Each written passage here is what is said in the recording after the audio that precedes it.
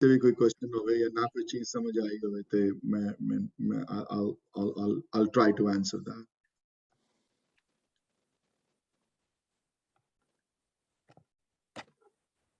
Sundar ji, I think you must make somebody a co-host. Yeah, so let me do it to the citizen bana diya, tonu bana diya. Ikko gall hai, yeah. Bana diyo. Everybody is here. Okay, I did that. So before I start, if Sweetie is there, I can tell her to put up a stanza from Sukhmani though, which relates to today's topic. And when it comes to I just needed. Yeah.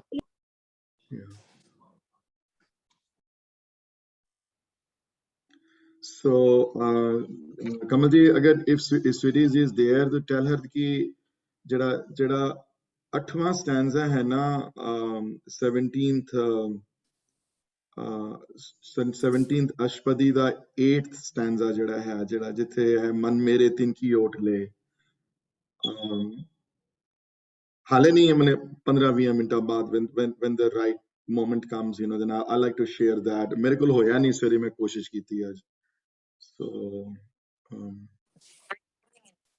anyway, it's 9 o'clock, so we can start now, and then whoever joins later can join. Sat Sri Akal everybody again, welcome back. I was gone for 2 weeks, but I'm back now. So last 2 weeks, which somebody has requested that ki ek Simran de hote. Simran the concept बहुत बड़ा vast है बड़ा, so you can spend a lot of time on that. But to me, it's not something that you talk about; it's something that you do. So it's like किन्नियां गल्लां कर लोगे जब तक करे ना बंदा तब तक नहीं गल बनदी ना. एक doer वाली category विच आंदा है, but फिर भी गुरु ग्रंथ साहिब महाराज दी बाणी विच बड़ी जगह इस टॉपिक ਨੂੰ डिस्कस ਕੀਤਾ ਗਿਆ है. Stages दसियां गईयां ते somehow it came up 2-3 weeks ago, and then I picked up that ਜਿਹੜਾ ਇੱਕ small portion from Asa di War. ਇੱਕ ਸ਼ਲੋਕ ਹੈ ਉਹਦੇ ਵਿੱਚ ਸੱਚ ਤਾਂ ਪਰ ਜਾਣੀਏ ਜੇ ਸਿੱਖ ਜੇ ਹਿਰਦੇ ਸੱਚਾ ਹੋਏ ਉਹ ਜੋ ਸਟੇजेस ਡਿਫਾਈਨ ਕੀਤੀਆਂ ਗਈਆਂ ਤਾਂ ਉਸ ਸ਼ਲੋਕ ਨੂੰ ਲੈ ਕੇ then we discuss the issue of ਸਿਮਰਨ ਤੇ then obviously ਜਿੱਥੇ ਸਿਮਰਨ ਹੈ ਉੱਥੇ ਨਾਲ ਸੇਵਾ ਵੀ ਹੈ because ਦੋਨੋਂ ਰੂਪ ਪ੍ਰਵਾਨ ਹੋਏ ਹਨ ਨਿਰਗੁਣ ਤੇ ਸਰਗੁਣ ਵਾਲੇ ਨਿਰਗੁਣ ਸਰਗੁਣ ਦੇ ਰੂਪ ਨੂੰ ਪ੍ਰਵਾਨ ਕਰਨ ਦੇ ਨਾਲ ਸਰਗੁਣ ਰੂਪ ਵਿੱਚ ਸੇਵਾ ਹੈ ਜਿਹੜੀ ਉਹਨੂੰ ਵੀ ਐਕਸੈਪਟ ਕੀਤਾ ਸੀ बस मैं ही दसिया सी लास्ट टाइम की फर्क ये है कि इत्थे सेवा सिर्फ कम्युनिटी सर्विस नहीं है जे सिर्फ कम्युनिटी सर्विस होवे तो ਉਹਦੇ ਨਾਲ ਕੋਈ स्पिरिचुअल इफेक्ट नहीं होता कोई ते इत्थे सेवा एक is a part of worship है so it's like when you're helping somebody or when you're doing something for somebody else then it's like you're worshipping God. ਤੁਸੀਂ ਪ੍ਰਮਾਤਮਾ ਦੀ ਸੇਵਾ ਕਰਦੇ ਪਏ ਹੋ because ਜਿਹੜਾ underlying principle ਇਹ ਹੀ ਹੈ ਕਿ ਹਰ ਜਗ੍ਹਾ ਪ੍ਰਮਾਤਮਾ ਮੌਜੂਦ ਹੈ ਹਰ ਇੱਕ ਵਿੱਚ ਹੈ ਤੇ ਕਿਸੇ ਦੀ ਹੈਲਪ ਕਰਨੀ ਜਾਂ ਕਿਸੇ ਨੂੰ ਅੱਗੇ ਪਹੁੰਚਾਉਣਾ ਕਿਸੇ ਨੂੰ ਕੁਝ ਕਰਨਾ ਉਹ ਜਿਹੜੀ ਚੀਜ਼ ਜਿਹੜੀ ਹੈ ਉਹ ਸਮਝ ਲਓ ਪ੍ਰਮਾਤਮਾ ਦੀ ਆਪਣੀ ਆਰਾਧਨਾ ਹੈ ਉਸ ਚੀਜ਼ ਵਿੱਚ ਤੇ ਗੁਰਬਾਣੀ ਚ ਬੜੇ ਐਗਜ਼ਾਮਪਲ ਮਿਲਦੇ ਨੇ ਉਹ ਜੇ ਮੈਂ ਐਗਜ਼ਾਮਪਲ ਉਸ ਦਿਨ ਨੇ ਦਿੱਤੇ ਨਹੀਂ ਹਨ ਬਟ ਢੇਰਾਂ ਐਗਜ਼ਾਮਪਲ ਹਨ ਬਹੁਤ ਸਾਰੇ ਹਰ ਜਗ੍ਹਾ ਭਰੇ ਪਏ ਹਨ ਐਗਜ਼ਾਮਪਲ ਇਸ ਬਾਰੇ ਸੇਵਕ ਕੌਣ ਹੈ ਸੇਵਕ ਕੌਣ ਹੈ ਸੇਵਾ ਦੇ ਫਲ ਕੀ ਹਨ ਔਰ ਬੜੀਆਂ ਐਗਜ਼ਾਮਪਲਸ ਹਨ ਗੁਰਬਾਣੀ ਵਿੱਚ ਗੁਰੂ ਅਮਰਦਾਸ ਪਾਤਸ਼ਾਹ ਦੀ ਐਗਜ਼ਾਮਪਲ ਆਫਨ ਦਿੱਤੀ ਜਾਂਦੀ ਹੈ ਕਿਤਨੀ ਵੱਡੀ ਉਮਰ ਵਿੱਚ ਆ ਕੇ ਉਹਨਾਂ ਨੇ ਸੇਵਾ ਕਰਕੇ ਗੁਰੂਸ਼ਿਪ ਨੂੰ ਹਾਸਲ ਕੀਤਾ ਗੁਰੂ ਬਣੇ ਆਪ ਸੋ ਬੜੀਆਂ ਐਗਜ਼ਾਮਪਲ ਤੁਹਾਨੂੰ ਮਿਲਣਗੀਆਂ ਅੱਗੇ ਜਾ ਕੇ ਸਿੱਖ ਹਿਸਟਰੀ ਵਿੱਚ ਬੜੀਆਂ ਐਗਜ਼ਾਮਪਲ ਇਹੋ ਜਿਹੀਆਂ ਮਿਲਣਗੀਆਂ ਤੁਹਾਨੂੰ ਜਿੱਥੇ ਵਹੀਰਾਂ ਵਿੱਚ ਵੱਡੇ ਘੱਲੂਘਾਰੇ ਵਿੱਚ ਛੋਟੇ ਘੱਲੂਘਾਰੇ ਵਿੱਚ ਲੋਕਾਂ ਨੇ ਕਿਸ ਤਰ੍ਹਾਂ ਦੀ ਸੇਵਾ ਕਰਕੇ ਬੰਦਿਆਂ ਨੂੰ ਅੱਗੇ ਬਚਾਇਆ ਕਿੰਨਿਆਂ ਨੂੰ ਬੜੀਆਂ ਐਗਜ਼ਾਮਪਲ ਔਰ ਮਾਡਰਨ ਟਾਈਮਸ ਵਿੱਚ ਮਿਲਣਗੀਆਂ ਹੁਣ ਰੀਸੈਂਟਲੀ ਕੋਵਿਡ ਟਾਈਮਸ ਵਿੱਚ ਕਿੰਨੀ ਲੰਗਰ ਦੀ ਸੇਵਾ ਹੈ ਨੇਪਾਲ ਚ ਅਰਥਕੁਏਕ ਆਇਆ ਸੀ floods in Kerala you name it Syria ਵਿੱਚ it is continuing. It's not like it stopped earlier, बस इस गल दा चेता रवे ध्यान रवे कि ਉਹ ਸੇਵਾ ਜਿਹੜੀ ਹੋਂਦ ਦੇ ਆਸਰੇ ਹੁੰਦੀ ਹੈ ਜਿਹੜੀ ਉਹ ਸੇਵਾ ਜਿਹੜੀ ਆਪਣੇ ਹੋਮੇ ਦੇ ਆਸਰੇ ਕੀਤੀ ਜਾਂਦੀ ਹੈ ਉਸ ਸੇਵਾ ਕਰਨ ਦੇ ਨਾਲ ਪ੍ਰਮਾਤਮਾ ਨੇੜੇ ਨਹੀਂ ਆਉਂਦਾ ਤੇ ਉਹ ਸੇਵਾ ਜਿਹੜੀ ਹੈ ਉਹ ਐਕਸੈਪਟ ਨਹੀਂ ਕੀਤੀ ਗਈ ਇਸ ਘਰ ਵਿੱਚ ਇਸ ਘਰ ਵਿੱਚ ਉਹ ਸੇਵਾ ਐਕਸੈਪਟ ਕੀਤੀ ਗਈ ਹੈ ਜਦੋਂ ਸੇਵਾ ਕਰਨ ਵਾਲਾ ਇਹ ਸਮਝੇ ਕਿ ਮੈਂ ਉਸ ਪ੍ਰਮਾਤਮਾ ਦੀ ਇਹਨੂੰ ਅੰਦਰੋਂ ਸਰਗੁਣ ਰੂਪ ਵਿੱਚ ਜਾਣ ਕੇ ਤੇ ਉਹ ਫਿਰ ਸੇਵਾ ਫਰਕ ਇਹ ਹੈ ਦੋਨਾਂ ਵਿੱਚ ਕਿ the second one the acceptable one ਦੇ ਕਰਨ ਨਾਲ ਪ੍ਰਮਾਤਮਾ ਨੇੜੇ ਆਉਂਦਾ ਹੈ ਉਹਦੇ ਵਿੱਚ ਦੇਵਿਕ ਗੁਣ ਪੈਦਾ ਹੁੰਦੇ ਹਨ ਇਹ ਸਾਰੇ so that was the topic of the Simran and Seva. I'm going to stop for a second and see if somebody has any questions. If nobody has any questions, then I will continue. Jada question pose kita gaya si, somebody posted a question on the chat group. I'm going to address that and bring it in a third related subject to the nal. Jada hai the conduit jada hai I'm going to wait for a second and see if somebody has any questions or not.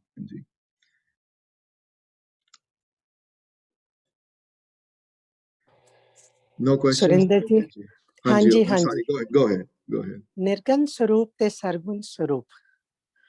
ਇਹਨਾਂ ਨੂੰ ਹਾਂਜੀ। Explain ਕਰੋਗੇ ਨਿਰਗੁਣ ਤੇ ਪਹਿਲੇ ਵੀ ਬੜੀ ਵਾਰੀ ਕਰ ਆਏ ਆ ਬਟ ਦੁਬਾਰਾ we can revise that thank you again ਤੇ ਸਰਗੁਣ ਜਿਹੜਾ ਰੂਪ ਜਿਹੜਾ ਹੈ ਉਹ ਟੈਂਜੀਬਲ ਰੂਪ ਹੈ ਪ੍ਰਮਾਤਮਾ ਦਾ ਜਿਹਨੂੰ ਛੂਇਆ ਜਾ ਸਕਦਾ ਹੈ ਦੇਖਿਆ ਜਾ ਸਕਦਾ ਹੈ ਜਿਹਦੇ ਨਾਲ ਗੱਲਾਂ ਕੀਤੀਆਂ ਜਾ ਸਕਦੀਆਂ ਹਨ ਜਿਹਨੂੰ ਬਾਰ-ਬਾਰ ਦੇਖ ਕੇ ਛੂ ਕੇ ਉਹਨੂੰ ਮਹਿਸੂਸ ਕੀਤਾ ਜਾ ਸਕਦਾ ਹੈ ਉਹ ਸਰਗੁਣ ਰੂਪ ਵਿੱਚ ਹੈ ਤੇ ਨਿਰਗੁਣ ਵਾਲਾ ਜਿਹੜਾ ਰੂਪ ਹੈ ਉਹ ਐਗਜ਼ੈਕਟਲੀ ਉਹਦੇ ਆਪੋਜ਼ਿਟ ਹੈ ਉਹ ਇੰਟੈਂਜੀਬਲ ਹੈ ਉਹ ਦੇਖਿਆ ਨਹੀਂ ਜਾ ਸਕਦਾ ਉਹ ਛੂਇਆ ਨਹੀਂ ਜਾ ਸਕਦਾ ਜਿਹੜੇ ਇਸ ਰਸਤੇ ਤੇ ਚੱਲਦੇ ਨੇ ਮਹਿਸੂਸ ਕਰ ਸਕਦੇ ਹਨ ਉਸ ਗੱਲ ਨੂੰ ਬਟ ਉਹਨੂੰ ਉਹ ਇੱਕ ਐਬਸਟ੍ਰੈਕਟ ਰੂਪ ਹੈ ਸੇਵਾ ਪ੍ਰਮਾਤਮਾ ਦਾ ਜਿਹੜੇ ਤੁਹਾਡੇ ਅੰਦਰ ਹੈ ਜਿਹੜੇ ਜਿਹਦੇ ਨਾਲ ਅੱਖਾਂ ਦੇਖਦੀਆਂ ਹਨ ਜਿਹਦੇ ਨਾਲ ਜ਼ੁਬਾਨ ਬੋਲਦੀ ਹੈ ਜਿਹਦੇ ਨਾਲ ਤੁਸੀਂ ਸੋਚ ਸਕਦੇ ਹੋ ਜਿਹੜਾ ਹਰ ਜਗ੍ਹਾ ਮੌਜੂਦ ਹੈ ਜਿਹੜੀਆਂ ਹਰ ਬ੍ਰਹਮਾਂਡ ਵਿੱਚ ਜਿਹੜੇ ਸੂਰਜ ਦੀਆਂ ਹਜ਼ਾਰਾਂ ਕਰੋੜਾਂ ਸੂਰਜਾਂ ਨੂੰ ਜਿਹੜਾ ਕੰਟਰੋਲ ਕਰਦਾ ਹੈ ਜਿਹੜਾ ਕਰੋੜਾਂ ਬ੍ਰਹਮਾਂਡਾਂ ਨੂੰ ਕੰਟਰੋਲ ਕਰਦਾ ਹੈ ਜਿਹੜਾ ਨਜ਼ਰ ਨਹੀਂ ਆਉਂਦਾ ਕਦੀ ਪਰ ਫਿਰ ਵੀ ਹੈ ਹਰ ਜਗ੍ਹਾ ਮੌਜੂਦ ਹੈ ਉਹ ਜਿਹੜੀ ਤਾਕਤ ਜਿਹੜੀ ਹੈ ਜਿਹੜੀ ਬਗੈਰ ਦੇਖੇ ਹੋਏ ਵੀ ਅਣਦਿਖ ਕੇ ਵੀ ਦਿਖੀ ਹੋਈ ਹੈ ਕੁਰਾਨ ਵਿੱਚ I don't know ਕਿੰਨੀ ਅਸੀਂ ਪੜ੍ਹਦੇ ਹਾਂ ਆਮ ਕਿਤਾਬਾਂ ਨੂੰ ਬਟ ਕੁਰਾਨ ਵਿੱਚ ਬੜੀ ਵਾਰੀ ਕੁਰਾਨ 'ਚ I think ਫਜ਼ਲ ਦੀ ਨਮਾਜ਼ ਵਿੱਚ ਜਾਂ ਉਹਨਾਂ ਦੀ ਇੱਕ ਨਮਾਜ਼ ਜਿਹੜੀ ਪੜ੍ਹਦੇ ਨੇ ਉਹਦੇ 'ਚੋਂ ਸਾਰੀਆਂ ਨਮਾਜ਼ਾਂ ਵੈਸੇ ਪੜ੍ਹਨ ਵਾਲੀਆਂ ਹਨ ਬਹੁਤ ਪ੍ਰੇਰਿਤ ਕਰਦੀਆਂ ਹਨ ਪ੍ਰਮਾਤਮਾ ਨਾਲ ਜੁੜਨ ਵਾਸਤੇ ਲੇਕਿਨ ਫਜ਼ਲ ਦੀ ਜਿਹੜੀ ਹੈ ਇੱਕ ਨਮਾਜ਼ ਵਿੱਚ ਕੁਰਾਨ 'ਚ ਜ਼ਿਕਰ ਆਉਂਦਾ ਹੈ ਕਿ ਜਿਹੜੀ ਚੀਜ਼ ਹੈ ਮੇਰੇ ਦਾਤਾ ਜਿੱਤੇ ਜਿਹੜੀ ਚੀਜ਼ ਨਜ਼ਰ ਆਉਂਦੀ ਹੈ ਉਹਦੇ ਵਿੱਚ ਵੀ ਤੂੰ ਹੈ ਤੇ ਜਿਹੜੀ ਚੀਜ਼ ਨਹੀਂ ਨਜ਼ਰ ਆਉਂਦੀ ਮਹਿਸੂਸ ਕਰ ਸਕਦਾ ਉਹ ਵੀ ਉਹਦੇ 'ਚ ਹੀ ਤੂੰ ਹੀ ਹੈ ਤੇ ਹੈ ਮੇਰੇ ਦਾਤਾ ਜਿਹੜੀ ਮੈਨੂੰ ਬੁੱਧੀ ਨਹੀਂ ਤੂੰ ਦਿੱਤੀ ਜੋ ਮੈਨੂੰ ਹਾਲੇ ਉਹ ਗਿਆਨ ਨਹੀਂ ਤੂੰ ਮੈਨੂੰ ਦਿੱਤਾ ਜਿਹਦੇ ਨਾਲ ਮੈਨੂੰ ਪਤਾ ਵੀ ਨਹੀਂ ਕਿ ਅੰਦਰਿਸ਼ਟ ਕਿਹੜੀਆਂ ਚੀਜ਼ਾਂ ਹਨ ਉਹਦੇ ਵਿੱਚ ਹੀ ਤੂੰ ਹੀ ਹੈ ਹੋਰ ਕੋਈ ਨਹੀਂ ਸੋ ਗੁਰਮਤਿ ਵੀ ਇਸੇ ਕਨਸੈਪਟ ਗੁਰਬਾਣੀ 'ਚ ਇਹੋ ਜਿਹੇ ਸ਼ਬਦ ਬੜੇ ਮਿਲਦੇ ਹਨ ਇਸ ਤਰ੍ਹਾਂ ਦੇ ਉਹ ਨਿਰਗੁਣ ਰੂਪ ਵਿੱਚ ਹੈ ਤੇ ਨਿਰਗੁਣ ਰੂਪ ਵਾਲਾ ਪ੍ਰਮਾਤਮਾ ਜਿਹੜਾ ਹੈ ਉਹ ਇੱਕ ਇੰਟਰਨਲ ਜਰਨੀ ਹੈ ਇਨਸਾਨ ਦੀ ਜਿਹੜੀ ਸਿਮਰਨ ਰਾਹੀਂ ਉਸਨੂੰ ਭਾਲਦਾ ਹੈ ਉਸਨੂੰ ਢੂੰਡਦਾ ਹੈ ਉਸਨੂੰ ਤੇ ਬਟ ਇਹ ਹੈ ਕਿ ਉਹਦੇ ਨਾਲ ਪਿਆਰ ਕਰਨਾ ਜ਼ਿਆਦਾ ਡਿਫਿਕਲਟ ਹੈ ਬਿਕਾਜ਼ ਜਿਸਨੂੰ ਕਦੀ ਤੁਸੀਂ ਦੇਖਿਆ ਨਹੀਂ ਜਿਸਨੂੰ ਕਦੀ ਤੁਸੀਂ ਮਿਲੇ ਨਹੀਂ ਜਿਹਨੂੰ ਤੁਸੀਂ ਕਦੀ ਮਹਿਸੂਸ ਨਹੀਂ ਕੀਤਾ ਉਸ ਐਂਟੀਟੀ ਨਾਲ ਨਿਹੋ ਲਗਾਉਣਾ ਇੰਨਾ ਈਜ਼ੀ ਨਹੀਂ ਲੇਕਿਨ ਜਿਸਨੂੰ ਤੁਸੀਂ ਰੋਜ਼ ਦੇਖਦੇ ਹੋ ਆਪਣੇ ਬੱਚਿਆਂ ਨੂੰ ਦੇਖਦੇ ਹੋ ਫਰੈਂਡ ਨੂੰ ਦੇਖਦੇ ਹੋ ਪਹਾੜਾਂ ਨੂੰ ਦੇਖਦੇ ਹੋ ਨਦੀਆਂ ਨੂੰ ਦੇਖਦੇ ਹੋ ਫੁੱਲਾਂ ਨੂੰ ਦੇਖਦੇ ਹੋ ਘਾਹ ਨੂੰ ਦੇਖਦੇ ਹੋ ਜੰਗਲਾਂ ਨੂੰ ਦੇਖਦੇ ਹੋ ਸਮੁੰਦਰਾਂ ਨੂੰ ਦੇਖਦੇ ਹੋ if everybody can please mute themselves I'll appreciate that ਤੇ ਉਹ ਜਿਹੜੀ ਹੈ ਜਿਹੜੀ ਸੋਚ ਜਿਹੜੀ ਹੈ ਉਹ ਨਿਰਗੁਣ ਰੂਪ ਉਸ ਨਿਰਗੁਣ ਰੂਪ ਬ੍ਰਹਮ ਦੀ ਉਪਾਸਨਾ ਹੈ ਕਿ ਅਸੀਂ ਗੁਰਬਾਣੀ ਵਿੱਚ ਇਹ ਬਿਲੀਵ ਕੀਤਾ ਜਾਂਦਾ ਹੈ ਕਿ ਜੋ ਕੁਝ ਦੇਖ ਰਹੇ ਹਾਂ ਉਹ ਸਭ ਉਹਦਾ ਹੈ ਉਹਦੇ ਰੂਪ ਵਿੱਚ ਹੈ ਅਸਾ ਦੀ ਵਾਰ ਵਿੱਚ ਕਲੈਰਿਟੀ ਹੈ ਬੜੀ ਸਭ ਤੇਰੀ ਕੁਦਰਤ ਤੂੰ ਕਾਦਰ ਕਰਤਾ ਹੈ ਬਾਕੀ ਨਹੀਂ ਪਾਕ ਤੇ ਉਹ ਸਭ ਤੇਰਾ ਹੈ ਤੂੰ ਸਭ ਵਿੱਚ ਹੈ ਤੂੰ ਤੇਰੇ ਤੋਂ ਸਿਵਾਏ ਹੋਰ ਕੋਈ ਨਹੀਂ ਹੋਰ ਜੋ ਨਜ਼ਰ ਆ ਰਿਹਾ ਹੈ ਮੇਰੇ ਦਾਤਾ ਉਸ ਸਭ ਵਿੱਚ ਹੈ ਤੂੰ ਤੇ ਅਸਾ ਦੀ ਵਾਰ ਦੀਆਂ ਜਿਹੜੀਆਂ ਸੈਕੰਡ ਜਿਹੜੀ ਹੈ ਜਿਹੜੀ ਚੱਕਾ ਜਿਹੜਾ ਹੈ ਦੂਸਰੇ ਚੱਕੇ ਦੇ ਬਿਗਨਿੰਗ ਵਿੱਚ ਵੀ ਜਿੱਥੇ ਸੱਚੇ ਵਾਲੇ ਹਨ ਜਿਹੜੇ ਜਿੱਥੇ ਚੱਲਦੇ ਨੇ ਸੱਚੇ ਤੇਰੇ ਖੰਡ ਬ੍ਰਹਮੰਡ ਉਸ ਵਿੱਚ ਵੀ ਮਹਾਰਾਜ ਸਭ ਕਹਿੰਦੇ ਹਨ ਕਿ ਸਭ ਸੱਚੇ ਹਨ ਸਭ ਵਿੱਚ ਤੂੰ ਬੈਠਾ ਹੋਇਆ ਨਾਲ ਲਾਸਟ ਜਿਹੜੀਆਂ ਲਾਈਨਾਂ ਹਨ ਸੱਚਾ ਸਭ ਤਾਣ ਸੱਚਾ ਸਭ ਜੋਰ ਤਾਣ ਦੇ ਤੇ ਜੋਰ ਦੇ ਰਾਰੇ ਨੂੰ ਸਿਹਾਰੀ ਹੈ ਤੇਰੇ ਤਾਣ ਦੀ ਵਜ੍ਹਾ ਦੇ ਨਾਲ ਤੇ ਤੇਰੀ ਜੋਰ ਦੀ ਵਜ੍ਹਾ ਦੇ ਨਾਲ ਸਾਰੇ ਸੱਚੇ ਹਨ ਇਹ ਮੇਰੇ ਦਾਤਾ ਤੁਸੀਂ ਹਰ ਇੱਕ ਵਿੱਚ ਬੈਠੇ ਹੋ, ਤੁਸੀਂ ਹਰ ਇੱਕ ਵਿੱਚ ਹੋ, ਲੇਕਿਨ ਉਹ ਬੈਠਦਿਆਂ ਹੋਇਆਂ ਵੀ ਮਹਾਰਾਜ ਤੁਸੀਂ ਸਾਨੂੰ ਰਿਵੀਲ ਨਹੀਂ ਕਰ ਸਕਦੇ, ਕਿਉਂਕਿ ਅਸੀਂ ਕੂੜ ਨਾਲ ਜੁੜੇ ਹੋਏ ਹਾਂ, ਉਹਦਾ ਅਸੀਂ ਤੁਹਾਡੇ ਨਾਲ ਟੁੱਟ ਕੇ ਆਉਂਦੇ ਹਾਂ, ਟੁੱਟਣ ਦੀ ਵਜ੍ਹਾ ਨਾਲ ਦੀਵਾਰਾਂ ਪੈ ਗਈਆਂ ਹੈਗੇ, ਮੇਰੇ ਦਾਤਾ ਇਹਨੂੰ ਦੂਰ ਕਰੋ। ਉਹ ਸਰਗੁਣ ਰੂਪ ਪ੍ਰਮਾਤਮਾ ਦੀ ਇੱਕ ਆਰਾਧਨਾ ਹੈ, ਤੇ ਸਰਗੁਣ ਰੂਪ ਵਿੱਚ ਉਹ ਹਰ ਜਗ੍ਹਾ ਮੌਜੂਦ ਹੈ, ਉਹ ਹਰ ਜਗ੍ਹਾ ਹੈ, ਔਰ ਹਰ ਜਗ੍ਹਾ ਮੌਜੂਦ ਹੋ ਕੇ ਵੀ ਨਜ਼ਰ ਆਉਂਦਾ ਹੈ, ਸੂਰਜ ਵਿੱਚ ਵੀ ਹੈ, ਉਹਨਾਂ ਚੰਦਰਮਾ ਵਿੱਚ ਵੀ ਉਹੀ ਬੈਠਾ ਹੋਇਆ ਹੈ, ਉਹਦੀ ਰੋਸ਼ਨੀ ਹੈ, ਔਰ ਕਿਸੇ ਦੀ ਰੋਸ਼ਨੀ ਨਹੀਂ, ਸੂਰਜ ਦੀ ਰੋਸ਼ਨੀ ਉਹਦੀ ਆਪਣੀ ਰੋਸ਼ਨੀ ਔਰ ਕਿਸੇ ਦੀ ਨਹੀਂ, ਹਰ ਇੱਕ ਅੱਖਾਂ ਵਿੱਚ ਉਹਦੀ ਆਪਣੀ ਰੋਸ਼ਨੀ ਹੈ, ਕਿਸੇ ਹੋਰ ਦੀ ਨਹੀਂ, ਤੋ ਇਹ ਸਰਗੁਣ ਵਾਲਾ ਕਨਸੈਪਟ ਹੈ। ਤੋ ਸਰਗੁਣ ਵਾਲੇ ਕਨਸੈਪਟ ਨੂੰ ਅਸੀਂ ਉਸੇ ਤਰ੍ਹਾਂ ਹੀ ਗਲੇ ਲਾ ਕੇ ਐਕਸੈਪਟ ਕੀਤਾ ਹੈ ਜਿਸ ਤਰ੍ਹਾਂ ਨਿਰਗੁਣ ਵਾਲੇ ਕਨਸੈਪਟ ਨੂੰ ਐਕਸੈਪਟ ਕੀਤਾ ਹੈ, ਬਿਕੋਜ਼ ਦੋਨੋਂ ਚੀਜ਼ਾਂ ਵਿੱਚ ਪ੍ਰਮਾਤਮਾ ਆਪ ਬੈਠਾ ਹੋਇਆ ਹੈ। ਤੋ ਸਰਗੁਣ ਆਪ, ਨਿਰਗੁਣ ਆਪ, ਸਰਗੁਣ ਵੀ ਹੋਈ, ਕਲਾ ਧਾਰ ਚਿੰਨ ਸਗਲੀ ਮੋਹੀ, ਦੋਨੋਂ ਰੂਪ ਵਿੱਚ ਮੋਹਿਤ ਕਰਨ ਵਾਲੇ ਹਨ ਉਹਦੇ। ਤੇ ਗੁਰੂ ਗ੍ਰੰਥ ਸਾਹਿਬ ਮਹਾਰਾਜ ਦੀ ਬਾਣੀ ਵਿੱਚ ਬੜੀ ਜਗ੍ਹਾ ਦੋਨੋਂ ਰੂਪਾਂ ਨੂੰ ਲੈ ਕੇ ਉਹਦੀ ਵਿਆਖਿਆ ਕੀਤੀ ਗਈ ਹੈ। ਨਿਰਗੁਣ ਰੂਪ ਦੀ ਵਿਆਖਿਆ ਘੱਟ ਆਈ ਹੈ ਸਰਗੁਣ ਰੂਪ ਨਾਲੋਂ, obviously because ਨਿਰਗੁਣ ਰੂਪ ਵਿੱਚ ਜਾਣਾ ਔਖਾ ਹੈ ਜ਼ਿਆਦਾ, ਪਰ ਜਿਹਨੂੰ ਬਹੁਤਾ ਇੰਟਰਸਟ ਹੋਵੇ ਫਿਰ ਉਹ ਮੈਂ I can suggest some reading material ਜਿਹੜਾ ਪੜ੍ਹ ਸਕਦਾ ਹੈ ਹੋਰ in depth ਵਿੱਚ ਜਾਣ ਵਾਸਤੇ, we can talk about that later, So, Sumit ji, I hope I was able to answer those questions, so we can move forward now, right? Am I okay with that? Virji, I have one question. Jara Sargun Roop hoega, oh, that will be Sangat is also Sargun Roop? ਬਿਲਕੁਲ, Okay. ਜਿਹੜੇ ਨਜ਼ਰ ਜਿਹੜੀ ਚੀਜ਼ created ਹੈ ਉਹ ਸਰਗੁਣ ਰੂਪ ਵਿੱਚ ਹੈ ਹਮੇਸ਼ਾ, ਪਰ ਉਹਨਾਂ ਹੈ ਕਿ ਸਾਡਾ ਮਨ ਮੰਨਦਾ ਨਹੀਂ ਇੰਨੀ ਜਲਦੀ ਮੰਨਣ ਨੂੰ ਇਸ ਗੱਲ ਨੂੰ, ਬਟ ਹੈ ਸਰਗੁਣ ਰੂਪ ਵਿੱਚ ਹੀ ਸਾਰਾ ਕੁਝ ਜੀ ਇੱਕ ਬੜਾ ਅੱਛਾ ਕਮੈਂਟ ਹੈ, ਤੁਸੀਂ ਉਸ ਦਿਨ ਦੱਸਿਆ ਸੀ ਨਿਰਗੁਣ ਦੀ ਦਵਾਈ ਸਿਮਰਨ ਹੈ, ਹਾਂਜੀ ਸਰਗੁਣ ਦੀ ਦਵਾਈ ਸੇਵਾ ਹੈ। ਬਿਲਕੁਲ ਠੀਕ, ਯਾਦ ਕਰ ਲਈਏ ਤੇ ਦੋਨੋਂ ਦਵਾਈਆਂ ਪ੍ਰਿਸਕ੍ਰਿਪਸ਼ਨ ਦੋਨੋਂ ਦੇ ਦਿੱਤੀਆਂ ਉਹਨਾਂ ਨੇ, ਪ੍ਰਿਸਕ੍ਰਿਪਸ਼ਨ ਦੋਨੋਂ ਦਿੱਤੀਆਂ ਹੋਈਆਂ, ਹੁਣ ਤੁਸੀਂ ਲਵੋ ਨਾ ਲਵੋ ਦਵਾਈ ਹੁਣ ਤੁਹਾਡੀ ਮਰਜ਼ੀ ਹੈ। ਜਿਹੜਾ ਬਿਮਾਰ ਹੋਵੇ ਫਿਰ ਉਹਨੂੰ ਦਵਾਈ ਤੇ ਲੈਣੀ ਪੈਂਦੀ ਹੈ ਨਾ ਵੀਰ ਜੀ, ਫਿਰ ਉਹ ਜੇ ਨਾ ਲਵੇਗਾ ਤੇ ਵਿਚਾਰਾ ਫਿਰ ਹਮੇਸ਼ਾ ਹੀ ਬਿਮਾਰ ਹੀ ਰਹਿੰਦਾ ਉਹ। ਤੇ ਦੋਨੋਂ ਦਵਾਈਆਂ ਪ੍ਰਿਸਕ੍ਰਾਈਬਡ ਹਨ, ਤੇ ਦੋਨੋਂ ਦਵਾਈਆਂ ਵੀ ਪ੍ਰਿਸਕ੍ਰਾਈਬਡ ਹਨ, ਤੇ ਦਵਾਈ ਦੇ ਇਨਗਰੀਡੀਐਂਟਸ ਵੀ ਲਿਖੇ ਹੋਏ ਹਨ, ਕੀ ਕਰਨਾ ਹੈ ਉਹ ਵੀ ਸਭ ਕੁਝ ਲਿਖਿਆ ਹੋਇਆ ਹੈ, ਪਰ ਬੰਦਾ ਕਰੇ ਤਾਂ ਗੱਲ ਬਣਦੀ ਹੈ, ਜੇ ਨਾ ਕੋਈ ਖਾਵੇ ਤੇ ਉਹ ਮੁਦਾਵਣੀ ਦੇ ਉਹਨਾਂ ਲਾਈਨਾਂ ਦੇ ਉੱਤੇ ਫੋਕਸ ਕਰਨਾ ਕਿ ਜੇ ਕੋ ਖਾਵੇ ਤੇ ਜੇ ਕੋ ਪੁੰਚੈ, ਹਾਂਜੀ, ਖਾਣਾ ਇੰਪੋਰਟੈਂਟ ਨਹੀਂ ਹੈ, ਖਾਲੀ ਪੁੰਚਣਾ ਵੀ ਇੰਪੋਰਟੈਂਟ ਹੈ। ਡਾਕਟਰ ਬੈਠੇ ਨੇ ਇੱਥੇ ਬੜੇ, so I have to be careful what I say, ਪਰ ਕੋਈ ਖਾ ਕੇ ਅਨੀਸ਼ਾ ਦੀਦੀ ਕੀ ਕਹਿੰਦੇ ਨੇ ਉਹਨੂੰ, ਜਿਹੜਾ ਬੰਦਾ ਇਹ ਕਿਹੜੀ ਡਿਜ਼ੀਜ਼ ਹੈ ਨਾ, ਜਦੋਂ people eat and then they throw out the stuff to lose weight, bulimia ਕਹਿੰਦੇ ਨੇ, ਕੀ ਕਹਿੰਦੇ ਨੇ, anorexia, bulimia, yeah, so ਉਹ ਜਿਹੜਾ ਬੰਦਾ ਖਾਏ ਤੇ ਖਾ ਕੇ ਉਲਟੀ ਕਰ ਦੇਵੇ ਤੇ ਉਸ ਖਾਣੇ ਦੇ ਨਾਲ ਉਹਦੇ ਅੰਦਰ ਰਕਤ ਨਹੀਂ ਪੈਦਾ ਹੁੰਦਾ, ਉਹ ਉਹਦੇ ਅੰਦਰੋਂ ਉਹਦੀ ਜਿਹੜੀਆਂ ਚੀਜ਼ਾਂ ਜਿਹੜੀਆਂ ਬਣਨੀਆਂ ਚਾਹੀਦੀਆਂ ਸਨ ਅੰਦਰੋਂ, ਜਿਹੜੀਆਂ ਉਹ ਨਹੀਂ ਪੈਦਾ ਹੋ ਸਕਦੀਆਂ ਜਦ ਤੱਕ ਉਹ ਭੁੰਚੇ ਨਾ ਉਸਨੂੰ। ਗੁਰਬਾਣੀ ਵਿੱਚ ਵੀ ਸੇਮ ਹੈ, ਖਾਣਾ ਇੱਕ ਗੁਰਬਾਣੀ, ਖਾਣੇ ਦੇ ਫਿਜ਼ੀਕਲ ਐਸਪੈਕਟ ਹੈ, ਸੁਣਨਾ, ਮਨੇ ਕੀਰਤਨ, ਆਣਾ ਇੱਥੇ ਕਲਾਸ ਅਟੈਂਡ ਕਰਨੀ, ਗੁਰਦੁਆਰੇ ਜਾਣਾ, ਕੁਝ ਕਰਨਾ, ਤੇ ਪੁੰਚਣਾ ਹੈ ਉਸਨੂੰ ਇੰਟਰਨਲਾਈਜ਼ ਕਰਨਾ, ਉਹ ਔਖਾ ਕੰਮ ਹੈ ਬੜਾ, ਕਿਉਂਕਿ ਉਹ ਇੱਕ ਪ੍ਰੋਸੈਸ ਹੈ ਜਿਹਦੇ ਨਾਲ ਹੁੰਦਾ ਹੈ, ਸਲੋਲੀ ਪ੍ਰੋਸੈਸ, ਸੋ ਦੋਨੋਂ ਦਵਾਈਆਂ ਹਾਜ਼ਰ ਹਨ ਤੁਹਾਡੇ ਸਾਹਮਣੇ। ਗੁਰੂ ਗ੍ਰੰਥ ਸਾਹਿਬ ਮਹਾਰਾਜ ਦੀ ਬੀੜ ਵਿੱਚ ਦੋਨੋਂ ਦਵਾਈਆਂ ਦਿੱਤੀਆਂ ਹੋਈਆਂ, ਦੋਨੋਂ ਦਵਾਈਆਂ ਤੇ ਉਤਨਾ ਹੀ ਜ਼ੋਰ ਹੈ। ਸੋ ਇੱਕ ਦਵਾਈ ਕੋਈ ਇਹ ਨਹੀਂ ਵੀ ਇੱਕ ਦਵਾਈ ਜ਼ਿਆਦਾ ਪਾਵਰਫੁਲ ਹੈ ਦੂਸਰੇ ਨਾਲੋਂ, ਜਾਂ ਇੱਕ ਦਵਾਈ ਘੱਟ ਹੈ। ਇੱਕ ਗੱਲ ਬਿਲਕੁਲ ਹੈ ਕਿ ਪਹਿਲੇ ਸਿਮਰਨ ਤੇ ਹੈ, ਪਹਿਲੇ ਸੇਵਾ ਤੇ ਜ਼ੋਰ ਹੈ ਜ਼ਿਆਦਾ, ਫਿਰ ਸਿਮਰਨ ਤੇ ਜ਼ੋਰ ਹੈ। ਸੇਵਾ ਕਰਨ ਵਾਲੇ ਦੀਆਂ ਪ੍ਰੋਬੇਬਿਲਿਟੀ ਸਿਮਰਨ ਵਿੱਚ ਜ਼ਿਆਦਾ ਹੋਣ ਦੀ ਹੈ, ਉਹਦੇ ਚ ਉਹ ਤੁਸੀਂ ਆਪਣੇ ਚਾਂਸਸ ਵਧਾ ਲੈਂਦੇ ਹੋ, ਕਿ ਜਿਹੜਾ ਬਹੁਤੀ ਸੇਵਾ ਕਰਦੇ ਹਨ ਉਹਦੇ ਵਿੱਚ ਦੈਵਿਕ ਗੁਣ ਪੈਦਾ। Any other questions though before I move on?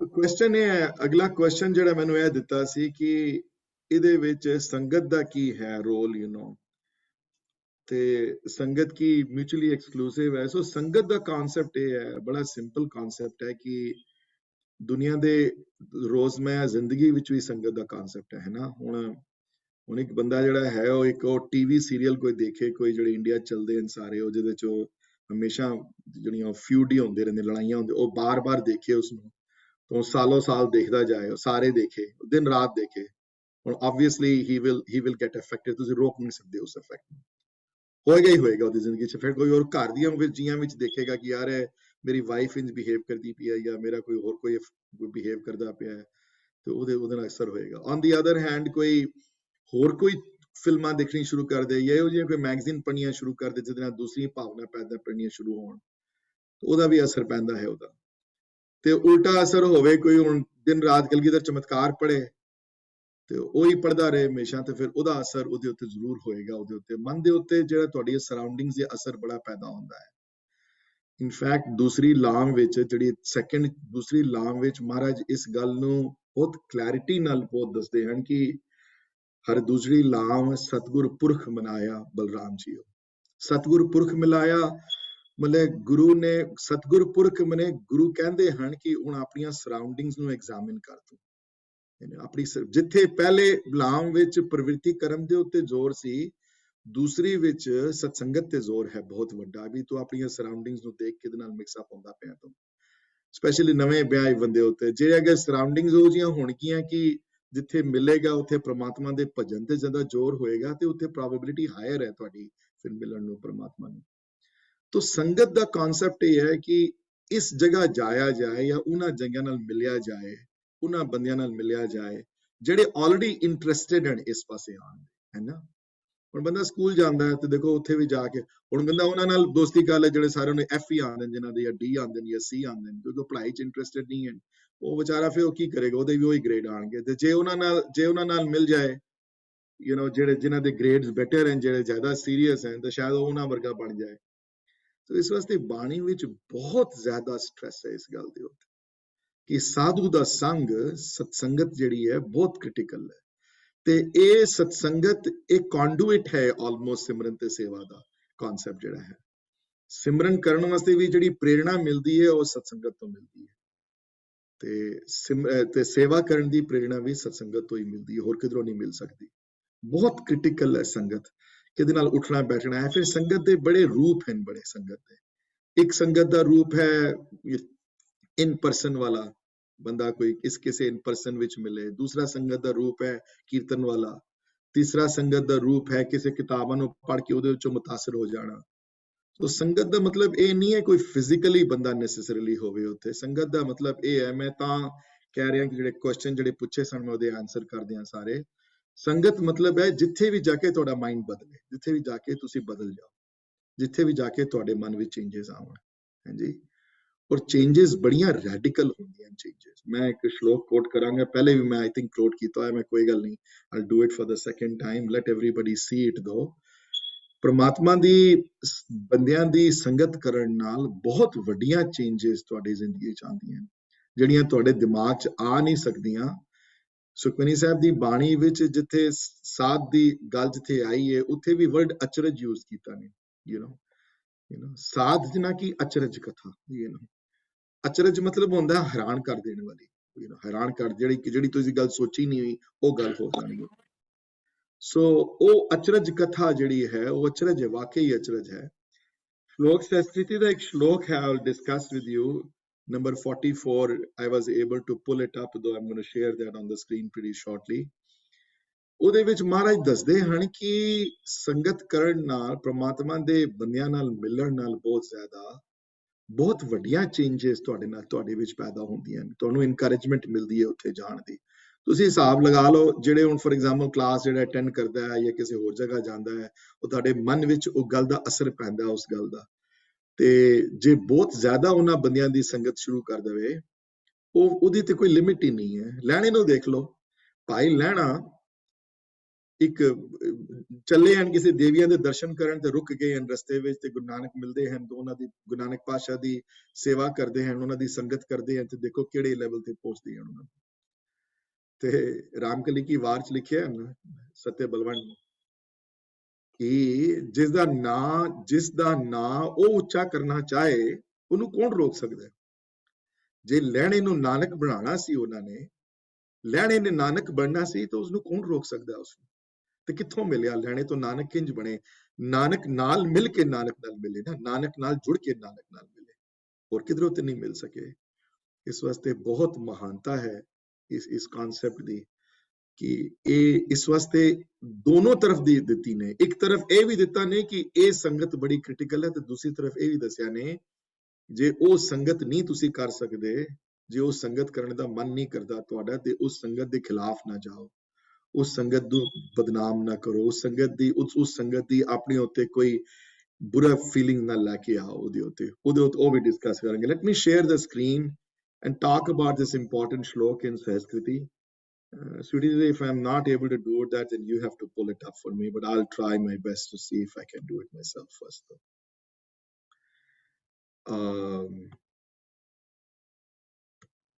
I'll be proud of myself if I did that. Did that work?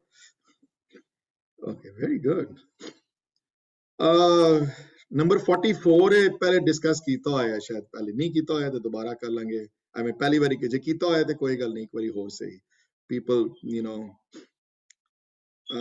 मैंने याद है बचपन विच I was in my 20s, you know, early 30s, late 20s विच जदों इन्हां श्लोकां दा अध्ययन मैं शुरू कीता आप, you know, ते प्रेरणा मिली किसे तो, उन्हां ने प्रेरणा दिती कि नहीं ये 57 श्लोक जिहड़े हैं कंठ करो तुसी सारे, ते प्रेरणा मिली। पर ये श्लोक जिहड़ा है ये बहुत ऑफन कोटेड है सत्संगत दे उत्ते कि महाराज बहुत वड्डी एक गल दसदे हैं इस श्लोक विच कि जिहड़ा मैं लास्ट लाइन देखो जिहड़ी है, मैं can you see my cursor here?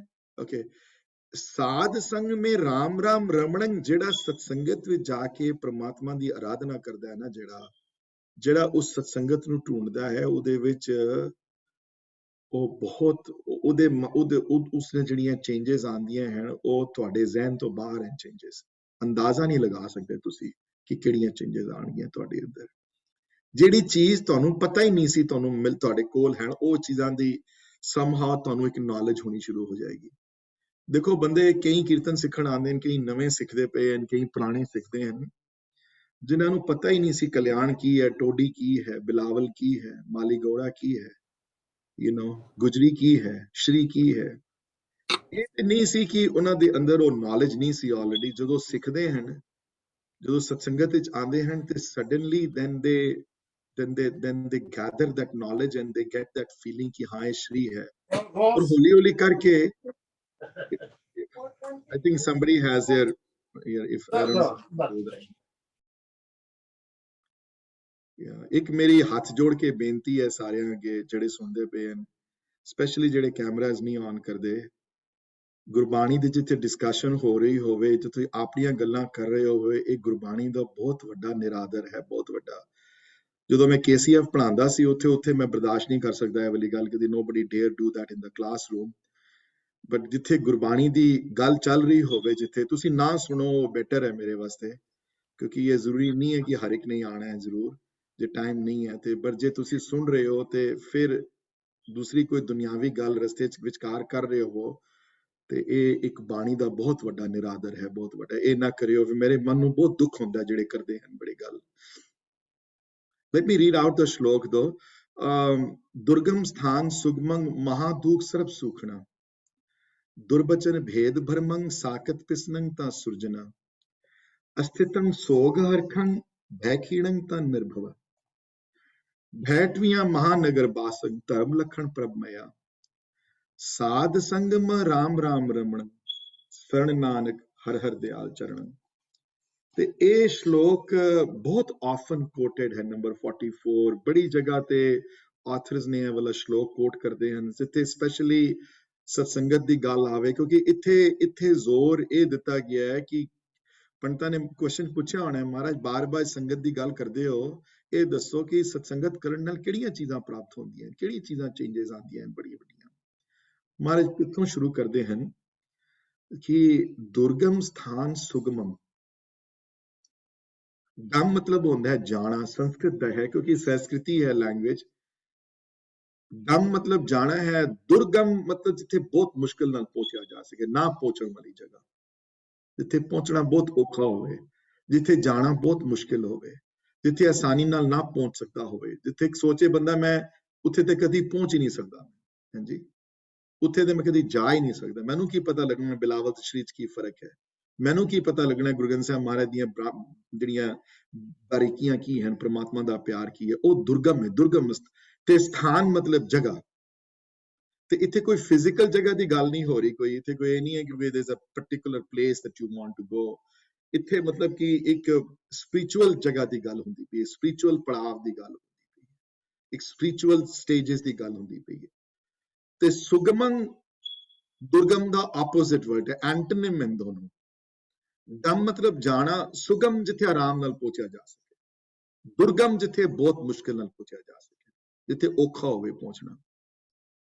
ਮਹਾਰਾਜ ਕਹਿੰਦੇ ਹਨ ਜਿਹੜੇ ਸਤਸੰਗਤ ਕਰਦੇ ਹਨ ਨਾ, ਜਿਹੜੀ ਬਹੁਤ ਜ਼ਿਆਦਾ, ਜਿਹੜੇ ਪ੍ਰਮਾਤਮਾ ਨਾਲ ਬਹੁਤਾ ਪਿਆਰ ਕਰਦੇ ਹਨ, ਉਹਨਾਂ ਵਾਸਤੇ ਦੁਰਗਮ ਜਿਹੜੇ ਸਥਾਨ ਹਨ ਉਹ ਸੁਗਮ ਹੋ ਜਾਂਦੇ ਹਨ। ਬੜੇ ਦੁਰਗਮ ਸਥਾਨ ਸੁਗਮੰ, ਜਿੱਥੇ ਕਦੀ ਸੋਚਿਆ ਵੀ ਨਹੀਂ ਸੀ ਤੁਸੀਂ ਪਹੁੰਚ ਜਾਓਗੇ, ਜਿੱਥੇ ਕਦੀ ਤੁਹਾਨੂੰ ਅੰਦਾਜ਼ਾ ਹੀ ਨਹੀਂ ਸੀ ਇਸ ਗੱਲ ਦਾ ਕਿ ਤੁਸੀਂ ਉੱਥੇ ਪਹੁੰਚ ਜਾਓਗੇ ਜਾਂ ਉੱਥੇ ਪਹੁੰਚ ਸਕਦੇ ਹੋ। हे ਮੇਰੇ ਦਾਤਾ, ਜੇ ਕੋਈ ਸੰਗਤ ਕਰਨੀ ਸ਼ੁਰੂ ਕਰ ਦੇਵੇ ਪ੍ਰਮਾਤਮਾ ਦੀ, ਤੇਰੀ ਕਿਰਪਾ ਲੈ ਲਵੇ, ਤੇਰੀ ਕਿਰਪਾ ਉਹਦੇ ਉੱਤੇ ਹੋ ਜਾਵੇ ਤੇ ਉਹਨੂੰ ਰਾਈਟ ਸੰਗਤ ਮਿਲ ਜਾਵੇ, ਤੇ ਉਹ ਬੰਦਾ ਜਿਹੜਾ ਹੈ ਉਹ ਦੁਰਗਮ ਸਥਾਨ ਸੁਗਮੰ, ਜਿੱਥੇ ਉਹ ਸੋਚੇ ਹੀ ਨਹੀਂ ਸੀ ਜਿੱਥੇ ਉਹ ਪਹੁੰਚ ਸਕਦਾ ਹੈ, ਜਿੱਥੇ ਉਹ ਜਾ ਸਕਦਾ ਹੈ, ਮਹਾਰਾਜ ਉਹ ਉੱਥੇ ਪਹੁੰਚ ਸਕਦਾ ਹੈ। ਉੱਥੇ ਹਰ ਦੁਰਗਮ ਸਥਾਨ ਉਹਦੇ ਵਾਸਤੇ ਸੁਗਮ ਹੋ ਜਾਂਦਾ ਹੈ। ਭਾਵ ਜਿਹੜੀਆਂ ਚੀਜ਼ਾਂ ਤੁਹਾਨੂੰ ਪਤਾ ਹੀ ਨਹੀਂ, ਜਿਹੜੇ ਹੀਰੇ ਜਵਾਹਰਾਤ ਜਿਹੜੇ ਗੁਰਬਾਣੀ ਵਿੱਚ ਲਿਖੇ ਹੋਏ ਜਿਹੜੇ ਉਹ ਉਸ ਨੂੰ ਪ੍ਰਾਪਤ ਹੋ ਜਾਂਦੇ ਹਨ, ਉਹਨੂੰ ਪਤਾ ਹੀ ਲੱਗਦਾ ਹੀ ਨਹੀਂ ਕਿਸ ਤਰ੍ਹਾਂ ਪ੍ਰਾਪਤ ਹੋਵੇ, ਨੈਚੁਰਲ ਤਰੀਕੇ ਨਾਲ ਉਸ ਨੂੰ ਪ੍ਰਾਪਤ ਹੋ ਜਾਂਦੇ ਹਨ, ਬਗੈਰ ਕੁਝ ਕੀਤੇ ਹੋਏ ਪ੍ਰਾਪਤ ਹੋ ਜਾਂਦੇ ਹਨ। ਐਸਾ ਜ਼ੋਰ ਹੈ ਸਤਸੰਗਤ ਦਾ।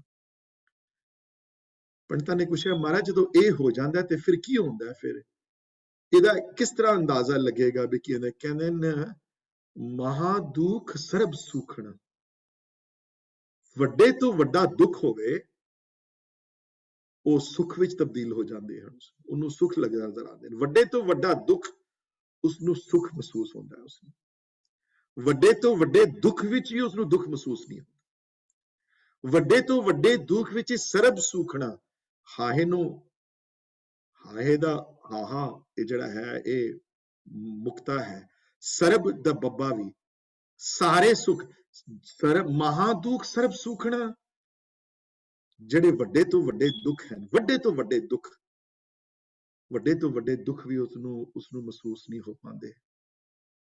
ਔਰ ਫਿਰ 4 ਪੁੱਤਰ ਗਵਾ ਲੈਂਦੇ ਹਨ 10 ਦਿਨਾਂ ਵਿੱਚ ਤੇ ਕੋਈ ਅਸਰ ਨਹੀਂ ਪੈਂਦਾ। ਮਾਂ ਚਲੀ ਜਾਂਦੀ ਹੈ, ਉਹਨਾਂ 10 ਦਿਨਾਂ 'ਚ ਕੋਈ ਅਸਰ ਨਹੀਂ ਪੈਂਦਾ। ਅਨੰਦਪੁਰ ਦਾ ਕਿਲਾ ਛੋੜਦੇ ਹਨ, ਹਜ਼ਾਰਾਂ ਸਿੱਖਾਂ ਸ਼ਹੀਦੀ ਪਾਉਂਦੇ ਹਨ, ਕੋਈ ਫਰਕ ਨਹੀਂ ਪੈਂਦਾ। 40 ਇਕੱਠੇ ਹੁੰਦੇ ਹਨ ਚਮਕੌਰ ਵਿੱਚ, ਬਾਹਰ 10 ਲੱਖ ਦਾ ਘੇਰਾ ਹੈ, ਇਤਨਾ ਵੱਡਾ ਦੁੱਖ ਹੈ, ਕੋਈ ਫਰਕ ਨਹੀਂ ਪੈਂਦਾ। ਕਿਉਂ? ਕਿਉਂਕਿ ਉਹਨਾਂ ਤੇ ਪ੍ਰਮਾਤਮਾ ਦੀ ਕਿਰਪਾ ਹੈ, ਉਹਨਾਂ ਤੇ। ਹਾਂਜੀ, 5 ਪਿਆਰਿਆਂ ਵਿੱਚੋਂ 3 ਪਿਆਰੇ ਸ਼ਹੀਦ ਹੋ ਜਾਂਦੇ ਹਨ, ਉਹਨਾਂ ਤੇ ਕੋਈ ਫਰਕ ਨਹੀਂ ਪੈਂਦਾ।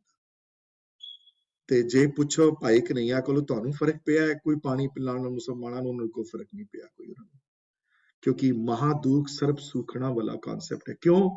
ਕਿਉਂਕਿ ਉਹ ਪ੍ਰਮਾਤਮਾ ਦੇ ਆਪੇ ਪਿਆਰ ਕਰਨ ਵਾਲੇ ਹਨ, ਉਹਨਾਂ ਨੂੰ ਉਹ ਵੱਡੇ ਤੋਂ ਵੱਡੇ ਦੁੱਖ ਨੂੰ ਸੁੱਖ ਵਿੱਚ ਤਬਦੀਲ ਹੋ ਜਾਂਦੇ ਹਨ, ਉਹਨਾਂ ਨੂੰ ਦੁੱਖ ਵੱਡੇ ਤੋਂ ਵੱਡਾ ਦੁੱਖ ਲੱਗਦਾ ਨਹੀਂ। ਇਹ ਨਿਸ਼ਾਨੀਆਂ ਹੈ ਉਸ ਸੰਗਤ ਦੇ ਪਿਆਰ ਕਰਨ ਨਾਲ।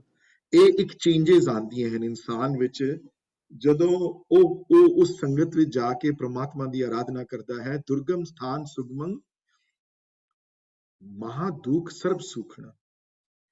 ਪੰਡਤਾਂ ਨੇ ਕਿਹਾ ਮਹਾਰਾਜ ਇਹ ਤੇ ਠੀਕ ਹੈ, ਪਰ ਇਹ ਦੱਸੋ ਜਿਹੜੇ ਬੰਦੇ ਬੜੇ ਭੈੜੇ ਹੋਣ, ਜਿਹੜੇ ਹਮੇਸ਼ਾ ਦੂਸਰਿਆਂ ਦੀ ਚੁਗਲੀ ਕਰਦੇ ਹੋਣ, ਦੂਸਰਿਆਂ ਵਿੱਚ ਵਿਤਕਰਾ ਕਰਾਉਂਦੇ ਹੋਣ, ਭਰਮ ਪੈਦਾ ਕਰਦੇ ਹੋਣ, ਲੋਕ ਭਰਮ ਵੀ ਬੜੇ ਪੈਦਾ ਕਰਦੇ ਹਨ। ਅੱਜ ਕੱਲ ਮੈਂ ਦੇਖਿਆ ਬੜੇ ਗਰੁੱਪ ਬਣੇ ਹੋਏ, ਐਵੇਂ ਫालतू ਦੇ ਕੋਈ ਇਹੋ ਜਿਹੇ ਟੌਪਿਕ ਲੈ ਲੈਣਗੇ ਜਿਹਦਾ ਕੋਈ ਅੰਤ ਨਹੀਂ ਹੈ, ਜਿਹਦਾ ਕੋਈ ਰਿਜ਼ਲਟ ਨਹੀਂ ਹੈ, ਉਹ ਟੌਪਿਕ ਲੈ ਕੇ ਉਹਦੇ ਉੱਤੇ 4 ਘੰਟੇ ਬਹਿਸ ਛਿੜੇਗੀ। ਹਾਂਜੀ, ਕਿਹੜਾ ਦਿਨ ਬੈਟਰ ਹੈ ਜੀ, ਗੁਰੂ ਨਾਨਕ ਦਾ ਜਨਮ ਕਦੋਂ ਹੋਇਆ ਜੀ, ਨਾਨਕਸ਼ਾਹੀ ਕੈਲੰਡਰ ਬੈਟਰ ਹੈ ਕਿ ਉਹ ਕੈਲੰਡਰ ਬੈਟਰ ਹੈ ਜਿਹੜਾ ਵਿਕਰਮਾਦਿੱਤ, ਜਿਹੜਾ ਵਿਕਰਮੀ ਕੈਲੰਡਰ ਬੈਟਰ ਹੈ, ਉਹ ਬ੍ਰਾਹਮਣਾਂ ਦਾ ਕੈਲੰਡਰ ਹੈ ਕਿ ਸਾਡਾ ਇਹ ਵਾਲਾ ਕੈਲੰਡਰ ਹੈ। ਕਿਹੜਾ ਕੈਲੰਡਰ? ਉਹ ਕਿਹੜਾ ਕੈਲੰਡਰ ਜਿਹੜਾ ਉਹ ਸਭ ਦਿਨ ਚੰਗੇ ਹਨ, ਜਿਹੜਾ ਉਹ ਯਾਦ ਆਇਆ। ਤੇ ਉਹ ਦਿਨ ਸਾਰੇ ਮਾੜੇ ਹਨ ਤੇ ਦਿਨ ਰਾਤ ਤੇ ਅਸੀਂ ਬਣਾਏ ਹਨ, ਕੈਲੰਡਰ ਅਸੀਂ ਬਣਾਏ ਨੇ, ਉਹਨੇ ਤੇ ਨਹੀਂ ਬਣਾਏ। ਉਹ ਤੇ ਪਤਾ ਨਹੀਂ ਸੂਰਜ ਢਲ ਰਿਹਾ ਪਤਾ ਨਹੀਂ ਕਰੋੜਾਂ ਸਾਲਾਂ ਤੋਂ। ਤੇ ਇਹ ਜਿਹੜੇ ਬੰਦੇ ਜਿਹੜੇ ਅਸੀਂ ਜਿਹੜੀਆਂ ਫालतू ਦੀਆਂ ਚੀਜ਼ਾਂ ਡਿਸਕਸ਼ਨ, ਜਿਹੜੇ ਦੁਰਬਚਨ, ਜਿਹੜੇ ਹਮੇਸ਼ਾ ਬਚਨ, ਜਿਹੜੇ ਸੁਬਚਨ ਨਾ ਬੜੇ ਦੁਰਬਚਨ, ਮਨੇ ਮੂੰਹੋਂ ਉਹਦੇ ਜ਼ਿੰਦਿਆ ਹੀ ਨਿਕਲੇ, ਉਹਦੇ ਹਮੇਸ਼ਾ ਮੂੰਹੋਂ ਖਰਾਬ ਬਚਨ ਹੀ ਨਿਕਲਣ, ਮੂੰਹੋਂ ਹਮੇਸ਼ਾ ਹੀ ਇਹੋ ਜਿਹੇ ਚੀਜ਼ਾਂ ਨਿਕਲਣ ਜਿਹੜਾ ਦੂਸਰਿਆਂ ਨੂੰ ਦੁੱਖ ਪਹੁੰਚਾਉਣ ਵਾਲਾ ਹੋਏ, ਉਹ ਦੁਰਬਚਨ ਕਹਿੰਦੇ ਹਨ ਉਸਨੂੰ। ਕਹਿੰਦੇ ਹਨ, ਦੇਖੋ ਮੈਂ ਹੈਰਾਨ ਹਾਂ ਇਸ ਪੰਕਤੀ ਤੇ, ਕਿਤਨੀ ਪਾਵਰਫੁਲ ਲਾਈਨ ਹੈ ਇਹ। ਔਰ ਇਹ ਸੰਸਕ੍ਰਿਤੀ ਸ਼ਲੋਕਾਂ ਦਾ ਕਮਾਲ ਹੈ ਕਿ ਬਹੁਤ ਟਰਸ ਹੈ। I hope we understand the word terse, मतलब कि बहुत कॉम्पैक्ट हैं श्लोक बड़े हैं वाले, मैंने एक वर्ड विच दो एक लाइन विच बड़ा कुछ कह जाएंगे, you know। दुर्बचन भेद भरम, दुर्बचन बोलन वाले ते भेद मतलब कि दूसरे नु डिवाइड करन वाले, हमेशा गल करनगे वितकरे वाली, हमेशा गल करनगे जेड़ा कि इंसाना च वितकरा, वो बेटर नहीं है, बेटर है, वो फलाना ठीक नहीं है, ठीक है, मुसलमान भैड़े हैं असी चंगे हैं, हिंदू माड़े हैं असी चंगे हैं, या हिंदू चंगे हैं ते जूस माड़े हैं, ते काले better and you know the African Americans are better than the whites, or the whites are not good as this, or this is not good as that, or other one, or women are not as good as that, or women, I mean जो जेड़ा भेद develop करना कई होंदे नहीं हो जी, जेड़े हमेशा जिन्हां दे दुर्बचन भी बोलदे ने ते भेदी भी होंदे ने, भेद क्रिएट करदे ने। दुर्बचन भेद ते ਇਹ ਤੇ ਬਹੁਤ ਹੀ ਖਤਰਨਾਕ ਹੈ। ਅਗਲਾ ਵਰਡ ਭਰਮੰ, ਭਰਮ ਵਿੱਚ ਪਾਉਣ ਵਾਲੇ। ਭਰਮ ਵਿੱਚ ਕਿਸਾ ਪਾਣਾ, ਮੈਨੇ ਤੁਹਾਡੇ ਮਨ 'ਚ ਡਾਊਟ ਕ੍ਰੀਏਟ ਕਰ ਦੇਣਾ, ਫालतू ਦੇ ਡਾਊਟਸ। ਇਹ ਹੋਈ ਕਿ ਨਹੀਂ ਹੋਈ ਗੱਲ ਜੀ, ਇਹ ਪਤਾ ਨਹੀਂ ਬਾਣੀ ਕਿਨੇ ਲਿਖੀ ਹੈ ਜੀ, ਇਹ ਫਲਾਣੇ ਦੀ ਕੋਈ ਹੋਈ ਕਿ ਨਹੀਂ ਹੋਈ ਗੱਲ, ਇਹ ਪਤਾ ਨਹੀਂ ਹੋਈ ਕਿ ਨਹੀਂ ਹੋਈ ਗੱਲ, ਇਹ ਟੰਗਾਣੀ ਕੋਈ ਗੁਰਬਾਣੀ 'ਚ ਗੱਲਾਂ ਆਈਆਂ, ਦਸਮ ਬਾਣੀ ਪਤਾ ਨਹੀਂ ਮਹਾਰਾਜ ਦੀ ਹੈ ਕਿ ਨਹੀਂ ਹੈ, ਅੰਮ੍ਰਿਤ ਛਕਣਾ ਕਿਉਂ ਚਾਹੀਦਾ ਜੀ, ਕਕਾਰਾਂ ਦੀ ਕੀ ਇੰਪੋਰਟੈਂਸ ਹੈ ਜੀ, ਕਿਉਂ ਕਕਾਰ ਰੱਖੀਏ ਜੀ, ਕੇਸਾਂ ਦੀ ਕੀ ਹੈ ਲੋੜ ਜੀ। ਭਰਮ ਪੈਦਾ ਕਰਨੇ, ਅੰਦਰ ਡਾਊਟ ਪੈਦਾ ਕਰਨੇ ਤੁਹਾਡੇ। ਤੇ ਡਾਊਟ ਨਾਲ ਕੀ ਹੁੰਦਾ, ਜਿੱਥੇ ਡਾਊਟਸ ਆ ਜਾਣ ਫਿਰ ਉੱਥੇ ਪ੍ਰਮਾਤਮਾ ਦਾ ਅਧਿਐਨ, ਪ੍ਰਮਾਤਮਾ ਦੀ ਪੂਜਾ ਨਹੀਂ ਹੋ ਸਕਦੀ। ਫੇਥ ਬਹੁਤ ਕ੍ਰਿਟੀਕਲ ਹੈ ਇਸ ਰਸਤੇ ਵਿੱਚ। ਦੁਰਬਚਨ, ਬੁਰਾ ਬੋਲਣ ਬਚਣ ਵਾਲੇ। ਭੇਦ, ਜਿਹੜਾ ਭੇਦ ਮਨੇ ਵਿਤਕਰਾ ਕਰਨ ਵਾਲੇ। ਭਰਮੰ, ਜਿਹੜਾ ਭਰਮ ਪੈਦਾ ਕਰਨ ਵਾਲੇ। ਸਾਕਤ, ਜਿਹੜਾ ਪ੍ਰਮਾਤਮਾ ਤੋਂ ਟੁੱਟਾ ਹੋਵੇ, ਪ੍ਰਭਾਵ ਜਿਹੜੇ ਪ੍ਰਮਾਤਮਾ ਤੇ ਵਿਸ਼ਵਾਸ ਕਰਨ ਵਾਲਾ ਨਾ ਹੋਵੇ। ਹਮੇਸ਼ਾ ਸਾਕਤ ਉਹ ਹੁੰਦਾ ਜਿਹੜਾ ਤੁਹਾਨੂੰ ਹਮੇਸ਼ਾ ਪ੍ਰਮਾਤਮਾ ਤੋਂ ਤੋੜੇਗਾ। ਉਹ ਬੰਦਾ, ਉਹ ਦੁਨਿਆਵੀ ਗੱਲਾਂ ਕਰੇਗਾ, ਦੁਨਿਆਵੀ ਗੱਲਾਂ ਵਿੱਚ ਜ਼ਿਆਦਾ ਰੁਚੀ ਹੈ ਉਹਦੀ। ਤੁਸੀਂ ਗੁਰਬਾਣੀ ਦੀ ਇੱਕ ਗੱਲ ਕਰੋਗੇ ਤੇ ਉਹਨੂੰ ਉਹ ਖਾਏਗੀ ਅੰਦਰੋਂ ਗੱਲ, ਉਸਨੂੰ ਬਾਦਰ ਕਰੇਗਾ, ਉਸਨੂੰ ਬੜਾ, ਉਹ ਕਹੇਗਾ ਨਹੀਂ ਇਹ ਨਹੀਂ ਠੀਕ, ਇਸ ਪਾਸੇ ਚੱਲਦੇ ਹਾਂ। ਉਹ ਸਾਕਤ ਹੈ। ਤੇ ਪਿਸਨੰ, ਦੇਖੋ ਇਹ 5 ਵਰਡ ਆਏ ਹਨ ਇੱਥੇ। I'm going to make sure that we all understand। ਪਹਿਲਾ ਦੁਰਬਚਨ, ਫਿਰ ਭੇਦ, ਫਿਰ ਭਰਮੰ, ਫਿਰ ਸਾਕਤ ਤੇ ਫਿਰ ਪਿਸਨੰ। ਤੇ ਪਿਸਨੰ ਹੁੰਦਾ ਜਿਹੜਾ ਬਹੁਤੀ ਚੁਗਲੀ ਕਰੇ, ਬੈਡ ਮਾਊਥਿੰਗ, ਚੁਗਲੀ ਕਰਨ ਵਾਲਾ, ਉਧਰ ਦੀ ਗੱਲ ਉਧਰ ਦੱਸੇ, 10 ਗੱਲਾਂ ਆਪਣੀਆਂ ਮਿਲਾ ਕੇ। ਇਹ ਗੁਰਦੁਆਰੇ ਵਿੱਚ ਹੀ ਹੁੰਦੀਆਂ, ਬਾਹਰ ਵਿੱਚ ਹੀ ਹੁੰਦੀਆਂ। ਫਿਕਰ ਹੁੰਦਾ ਲੋਕਾਂ ਨੂੰ ਬੜਾ ਕਿ ਯਾਰ ਇਹ ਜ਼ਿਆਦਾ ਤਰੱਕੀ ਨਾ ਕਿਧਰੇ ਕਰ ਜਾਏ। ਇਹ ਪਿਸਨੰ ਕਹਿੰਦੇ ਹਨ ਜਿਹੜਾ ਬਾਰ-ਬਾਰ ਚੁਗਲੀ ਕਰੇ ਕਿਸੇ ਗੱਲ ਦੀ। ਦੁਰਬਚਨ ਭੇਦ ਭਰਮੰ, ਸਾਕਤ ਪਿਸਨੰ। ਦੁਰਬਚਨ ਬੋਲਣ ਵਾਲਾ, ਭੇਦ ਭੇਦੀ, ਭੇਦ ਕਰਨ ਵਾਲਾ, ਡਿਵਾਈਡ ਕਰਨ ਵਾਲਾ। ਭਰਮੰ, ਭਰਮ ਪੈਦਾ ਕਰਨ ਵਾਲਾ। ਸਾਕਤ ਉਹ ਹੈ ਜਦੋਂ ਜਿਹੜਾ ਪ੍ਰਮਾਤਮਾ ਨੂੰ ਤੋੜਨ ਵਾਲਾ, ਪ੍ਰਮਾਤਮਾ ਤੋਂ ਤੁਹਾਨੂੰ ਮਿਲਾਪ ਕਰਨ ਵਾਲਾ ਨਹੀਂ, ਉਲਟੇ ਪਾਸੇ ਲਿਜਾਣ ਵਾਲਾ। ਹਮੇਸ਼ਾ ਇਹ ਐਡਵਾਈਸ ਦੇਣੀ ਕਿ ਇਹ ਬਕਵਾਸ ਕੀ ਕਰ ਰਹੇ ਹੋ ਗੁਰਦੁਆਰੇ, ਕੀ ਕਰ ਰਹੇ ਹੋ, ਇਹ ਸਾਰਾ ਵੇਸਟ ਆਫ ਟਾਈਮ ਹੈ, ਕੁਝ ਕਰਨ ਦੀ ਲੋੜ ਨਹੀਂ। ਤੇ ਪਿਸਨੰ, ਚੁਗਲੀ ਵਾਲਾ। ਮਹਾਰਾਜ ਕਹਿੰਦੇ ਹਨ ਕਿਧਰੇ ਇਹੋ ਜਿਹੇ ਬੰਦੇ ਵੀ ਆ ਜਾਣ ਨਾ ਸਤਸੰਗਤ ਵਿੱਚ, ਜੇ ਇਹੋ ਜਿਹੇ ਬੰਦੇ ਵੀ ਆ ਜਾਣ, ਦੁਰਬਚਨ ਭੇਦ ਭਰਮੰ, ਸਾਕਤ ਪਿਸਨੰ, ਤਾਂ ਸੁਰਜਨਾ, ਇਹੋ ਜਿਹੇ ਬੰਦੇ ਸੁਰਜਨ ਬਣ ਜਾਂਦੇ ਹਨ। ਦੁਰਜਨ ਨਹੀਂ ਬਣਦੇ, ਸੁਰਜਨ ਬਣ ਜਾਂਦੇ ਹਨ, ਭਾਵ ਸਾਧੂ ਬਣ ਜਾਂਦੇ ਹਨ। ਇੱਥੇ ਆ ਮਾੜੇ ਤੋਂ ਮਾੜੇ ਬੰਦੇ ਵੀ ਇਸ ਪਾਸੇ ਅਗਰ ਕਿਧਰੇ ਸਤਸੰਗਤ ਵਿੱਚ ਆ ਜਾਵਣ, ਕਿਹੋ ਜਿਹੇ ਬੰਦੇ ਮਹਾਰਾਜ, ਜਿਹੜੇ ਪਿਸਨੰ ਹੋਵਣ, ਜਿਹੜੇ ਸਾਕਤ ਹੋਵਣ, ਜਿਹੜੇ ਭਰਮੰਗ ਹੋਵਣ, ਜਿਹੜੇ ਭੇਦ ਵਾਲੇ ਹੋਵਣ, ਜਿਹੜੇ ਦੁਰਬਚਨ ਬੋਲਣ ਵਾਲੇ ਹੋਵਣ, ਉਹ ਵੱਡੇ ਸਾਧੂ ਬਣ ਜਾਂਦੇ ਹਨ, ਸੁਰਜਣਾ ਬਣ ਜਾਂਦੇ ਹਨ, ਬੜੇ ਵੱਡੇ। ਐਸੀ ਤਾਕਤ ਹੈ ਸਤਸੰਗਤ ਵਿੱਚ, ਐਸੀ ਤਾਕਤ ਹੈ ਮਿਲਾਪ ਵਿੱਚ, ਐਸੀ ਤਾਕਤ ਹੈ ਜਿਹੜੇ ਵੱਡੇ ਜਿਹੜੇ ਹਨ, ਜਿਹੜੇ ਜਿਨ੍ਹਾਂ ਦੇ ਕਲਾਮ ਪੜ੍ਹ ਕੇ, ਜਿਨ੍ਹਾਂ ਬਾਣੀ ਨੂੰ ਪੜ੍ਹ ਕੇ ਜਾਂ ਭਾਈ ਵੀਰ ਸਿੰਘਾਂ ਨੂੰ ਪੜ੍ਹ ਕੇ, ਜਾਂ ਭਾਈ ਗੁਰਦਾਸ ਨੂੰ ਪੜ੍ਹ ਕੇ, ਜਾਂ ਭਾਈ ਨੰਦ ਲਾਲ ਨੂੰ ਪੜ੍ਹ ਕੇ, ਭਾਈ ਕਾਹਨ ਸਿੰਘ ਨਾਭਾ ਨੂੰ ਪੜ੍ਹ ਕੇ, ਕਿਉਂਕਿ ਉਹ ਆਪ ਉੱਥੇ ਪਹੁੰਚੇ ਹੋਏ ਸਨ। ਉਹਨਾਂ ਨੂੰ ਪੜ੍ਹ ਕੇ, ਉਹਨਾਂ ਨੂੰ ਸੁਣ ਕੇ, ਜਾਂ ਜਿਹੜੇ ਪ੍ਰਮਾਤਮਾ ਦੇ ਪਿਆਰ ਕਰਨ ਵਾਲੇ ਹਨ, ਉਹ ਸੁਰਜਨ ਬਣ ਜਾਂਦੇ ਹਨ। ਦੁਰਬਚਨ ਭੇਦ ਬਰਮੰ ਸਾਰਥਕ ਪਿਸਨੰ ਤਾਂ ਸੁਰਜਨਾ। ਪੰਡਤਾਂ ਨੇ ਕਿਹਾ ਮਹਾਰਾਜ ਇਹ ਹੁੰਦਾ ਕਿਸ ਤਰ੍ਹਾਂ ਹੈ ਸਾਰਾ ਕੁਝ, ਇਹ ਇਤਨੀ ਵੱਡੀ ਤਬਦੀਲੀ ਕਿਸ ਤਰ੍ਹਾਂ ਆਉਂਦੀ ਹੈ। ਤੇ ਉਹ ਕਿਤਨੀਆਂ ਸੋਹਣੀਆਂ ਲਾਈਨਾਂ। ਮੈਂ ਕਹਿੰਦਾ ਕਈ ਵਾਰੀ ਮੈਂ ਹੈਰਾਨ ਰਹਿ ਜਾਂਦਾ ਕਿਸ ਤਰ੍ਹਾਂ ਮੋਤੀ ਪਰੋਏ ਹਨ। ਕਹਿੰਦੇ ਮਹਾਰਾਜ ਕਹਿੰਦੇ ਹਨ ਅਸਥਿਤੰ ਸੋਗ ਹਰਖੰ। ਸੋਗ ਕਹਿੰਦੇ ਹਨ ਦੁੱਖ ਨੂੰ, ਹਰਖ ਕਹਿੰਦੇ ਹਨ ਖੁਸ਼ੀ ਨੂੰ। ਅਸਥਿਤੰ ਮਨੇ ਹਨ ਸਮਾ ਜਾਣਾ। ਹਰ ਸੋਗ ਵਿੱਚ ਹਰਖ ਸਮਾ ਜਾਂਦਾ ਹੈ, ਹਰ ਦੁੱਖ ਵਿੱਚ ਹਰਖ ਆ ਜਾਂਦਾ ਹੈ। ਅਸਥਿਤੰ ਮਨੇ ਹਰ ਸੋਗ ਵਿੱਚ ਖੁਸ਼ੀ ਸਮਾ ਜਾਂਦੀ ਹੈ, ਹਰ ਦੁੱਖ ਵਿੱਚ ਖੁਸ਼ੀ ਸਮਾ ਜਾਂਦੀ ਹੈ। ਦੁੱਖ ਸੁੱਖ ਨੂੰ ਸਮਝਦਾ ਹੀ ਨਹੀਂ ਬੰਦਾ, ਕੁਝ ਹੋਰ ਕੁਝ। ਐਸੀ ਸਥਿਤੀ ਪੈਦਾ ਹੁੰਦੀ ਹੈ। ਮਹਾਰਾਜ ਕਹਿੰਦੇ ਹਨ ਅਸਥਿਤੰ ਸੋਗ ਹਰਖੰ ਭੈ ਖੀਣੰ ਤਾਂ ਨਿਰਭਵ। ਹਰ ਦੁੱਖ ਵਿੱਚ ਸੁੱਖ ਆਪਣੇ ਆਪ ਆ ਜਾਂਦਾ ਹੈ। ਹਰ ਦੁੱਖ ਵਿੱਚ ਉਹ ਸੁੱਖ ਸਮਝਣਾ ਸ਼ੁਰੂ ਕਰ ਦਿੰਦਾ ਹੈ। ਭਾਵ ਹਰ ਦੁੱਖ ਵਿੱਚ ਉਹਨੂੰ ਦੁੱਖ ਮਹਿਸੂਸ ਨਹੀਂ ਹੁੰਦਾ। ਉਹ ਤਤੀਆਂ ਤਵਾਂ ਤੇ ਵੀ ਬੈਠ ਰਹੇ ਤਾਂ ਵੀ ਦੁੱਖ ਮਹਿਸੂਸ ਨਹੀਂ ਹੁੰਦਾ। ਵੱਡੇ ਘੱਲੂ ਘਾਰੇ ਵਿੱਚ ਅੱਧੀ ਕੌਮ ਸ਼ਹੀਦ ਹੋ ਜਾਂਦੀ ਹੈ, ਫਿਰ ਵੀ ਉਹਦੇ ਹੌਸਲੇ ਪ੍ਰਸਤ ਨਹੀਂ ਹੁੰਦੇ। ਹਾਂਜੀ, ਛੋਟੇ ਘੱਲੂ ਘਾਰੇ ਵਿੱਚ ਹਜ਼ਾਰਾਂ ਮਾਵਾਂ ਦੇ ਬੱਚਿਆਂ ਨੂੰ ਗੱਲੇ 'ਚ ਹਾਰ ਪਵਾ ਕੇ ਟੋਟੇ ਟੋਟੇ ਕੀਤੇ ਜਾਂਦੇ ਹਨ। ਲਾਹੌਰ ਉਹਦੇ ਮਨ 'ਚ ਕੋਈ ਫਰਕ ਨਹੀਂ ਪੈਂਦਾ। ਐਸੀ ਸਟਰੋਂਗ ਸਥਿਤੀ ਪੈਦਾ ਹੋ ਜਾਂਦੀ ਹੈ ਕਿ ਅੰਦਰੋਂ ਕਿ ਨੌਸ਼ਹਿਰੇ ਦੀ ਜੰਗ ਵਿੱਚ ਕहीं ਰਾਈਟ ਕੋ ਜਾਂ ਰੋਂਗ ਕੋ ਤੇ ਅਟਕ ਜੇ ਚੜਿਆ ਦਰਿਆ ਤੇ ਤਾਂ ਵੀ ਅਕਾਲੀ ਫੂਲਾ ਸਿੰਘਾਂ ਨੂੰ ਪੁੱਛੋ, ਮਾਰੇ ਕਹਿੰਦੇ ਨਹੀਂ ਅਰਦਾਸਾ ਪੰਜਾ ਸਾਹਿਬ ਸੋਦਾ ਹੈ, ਅਰਦਾਸ ਕਰ ਆਏ ਹੋ। ਉੜਨੀ ਖਾਲਸੇ ਤੇ ਤੂੰ ਆਪਣੀਆਂ ਫੌਜਾਂ ਰੋਕਣਾ ਤੇ ਰੋਕ ਲੈ, ਖਾਲਸੇ ਦੀਆਂ ਫੌਜਾਂ ਨਹੀਂ ਰੁਕਣਗੀਆਂ ਇੱਥੇ। ਇਹ ਅਸਥਿਤੰ ਸੋਗ ਹਰਖੰਡ ਹੈ, ਚੜ੍ਹਦੀ ਕਲਾ ਦਾ ਕਨਸੈਪਟ ਹੈ। ਇਹ ਸਤਸੰਗਤ ਤੋਂ ਪੈਦਾ ਹੁੰਦਾ ਹੈ। ਬੜਾ ਪਾਵਰਫੁਲ ਸ਼ਲੋਕ ਹੈ ਜਿਹਦੇ ਵਿੱਚ ਮਹਾਰਾਜ ਇਸ ਗੱਲ ਦੀ ਨਿਰੂਪਣ ਕਰਾਉਂਦੇ ਹਨ। ਅਸਥਿਤੰ ਸੋਗ ਹਰਖੰ ਤੇ ਭੈ ਖੀਣੰ ਤਾਂ ਨਿਰਭਵਾ। ਭੈ ਮਤਲਬ ਡਰ, ਭੈ ਡਰ ਹੈ, ਫੀਅਰ। ਤੇ ਖੀਣੰ ਮਤਲਬ ਹੁੰਦਾ ਕਮਜ਼ੋਰੀ, ਖੀਣ ਹੋ ਜਾਣਾ, ਕਮਜ਼ੋਰ ਹੋ ਜਾਣਾ। ਭੈ ਖੀਣੰ, ਭੈ ਤੋਂ ਕਮਜ਼ੋਰ ਹੋ ਕੇ ਰਹਿਣਾ। ਸਾਡੇ ਵਰਗੇ, ਮੇਰੇ ਵਰਗੇ ਬੰਦੇ ਹਰ ਚੀਜ਼ ਤੋਂ ਡਰਦੇ ਹਨ। ਜਿਹੜੇ ਇਹ ਨਾ ਹੋ ਜਾਵੇ, ਕੱਲ ਫਲਾਣੀ ਚੀਜ਼ ਨਾ ਹੋ ਜਾਵੇ, ਕੱਲ ਮੇਰੇ ਬੱਚਿਆਂ ਨਾਲ ਨਾ ਕੁਝ ਹੋ ਜਾਏਗਾ, ਉਹਦੇ ਨਾਲ ਨਾ ਕੁਝ ਹੋ ਜਾਏ, ਕੱਲ ਮੇਰੇ ਦੇ ਨਾਲ ਨਾ ਕੁਝ, ਕੱਲ ਠੀਕ ਚਲਾ ਜਾਏ ਸਾਰਾ।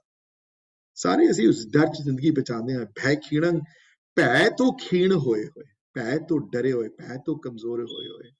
ਮਹਾਰਾਜ ਕਹਿੰਦੇ ਨੇ ਇਹੋ ਜਿਹੇ ਬੰਦੇ ਵੀ ਹੋਣ ਜੇ ਭੈ ਖੀਣੰ ਹੋਣ ਤੇ ਨਿਰਭਵਾ, ਉਹ ਨਿਰਭਉ ਹੋ ਜਾਂਦੇ ਹਨ। ਕਿਸੇ ਚੀਜ਼ ਤੋਂ ਡਰਦੇ ਨਹੀਂ ਹੋ। ਹਾਂਜੀ, ਉਹ ਕਿਸੇ ਚੀਜ਼ ਦਾ ਡਰ ਨਹੀਂ ਅੰਦਰ ਲੈ ਕੇ ਜਾਂਦੇ।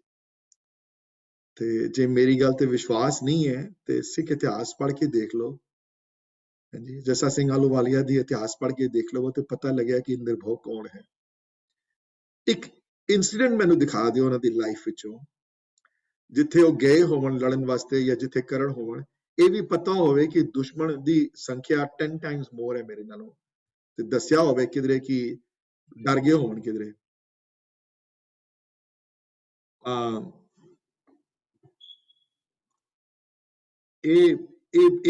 ਇਹ ਡਰ ਜਿਹੜਾ ਹੈ, ਜਿਹੜਾ ਇਹ ਜਿਹੜੇ ਡਰਨ ਦਾ ਨਾ ਡਰਨ ਦਾ ਜਿਹੜਾ ਖਿਆਲ ਜਿਹੜਾ ਹੈ, ਜਿਹੜਾ ਉਹ ਜਿਹੜਾ ਡਰ ਦਾ ਜਿਹੜਾ ਨਾ ਡਰਨ ਦਾ ਜਿਹੜਾ ਖਿਆਲ ਜਿਹੜਾ ਵਾ, ਇਹ ਸਤਸੰਗਤ ਤੋਂ ਪੈਦਾ ਹੁੰਦਾ ਹੈ। ਬੜਾ ਅਸਥਿਤੰ ਸੋਗ ਹਰਖੰ ਭੈ ਖੀਣੰ ਤਾਂ ਨਿਰਭਵਾ। ਹਰਖ ਵਿੱਚ ਸੋਗ ਆ ਜਾਂਦਾ ਹੈ, ਹਰ ਸੋਗ ਵਿੱਚ ਹਰਖ ਆ ਜਾਂਦਾ ਹੈ ਤੇ ਡਰ ਨਾਲ ਕਮਜ਼ੋਰ ਹੋਏ ਬੰਦੇ ਨਿਰਭਉ ਹੋ ਜਾਂਦੇ ਹਨ।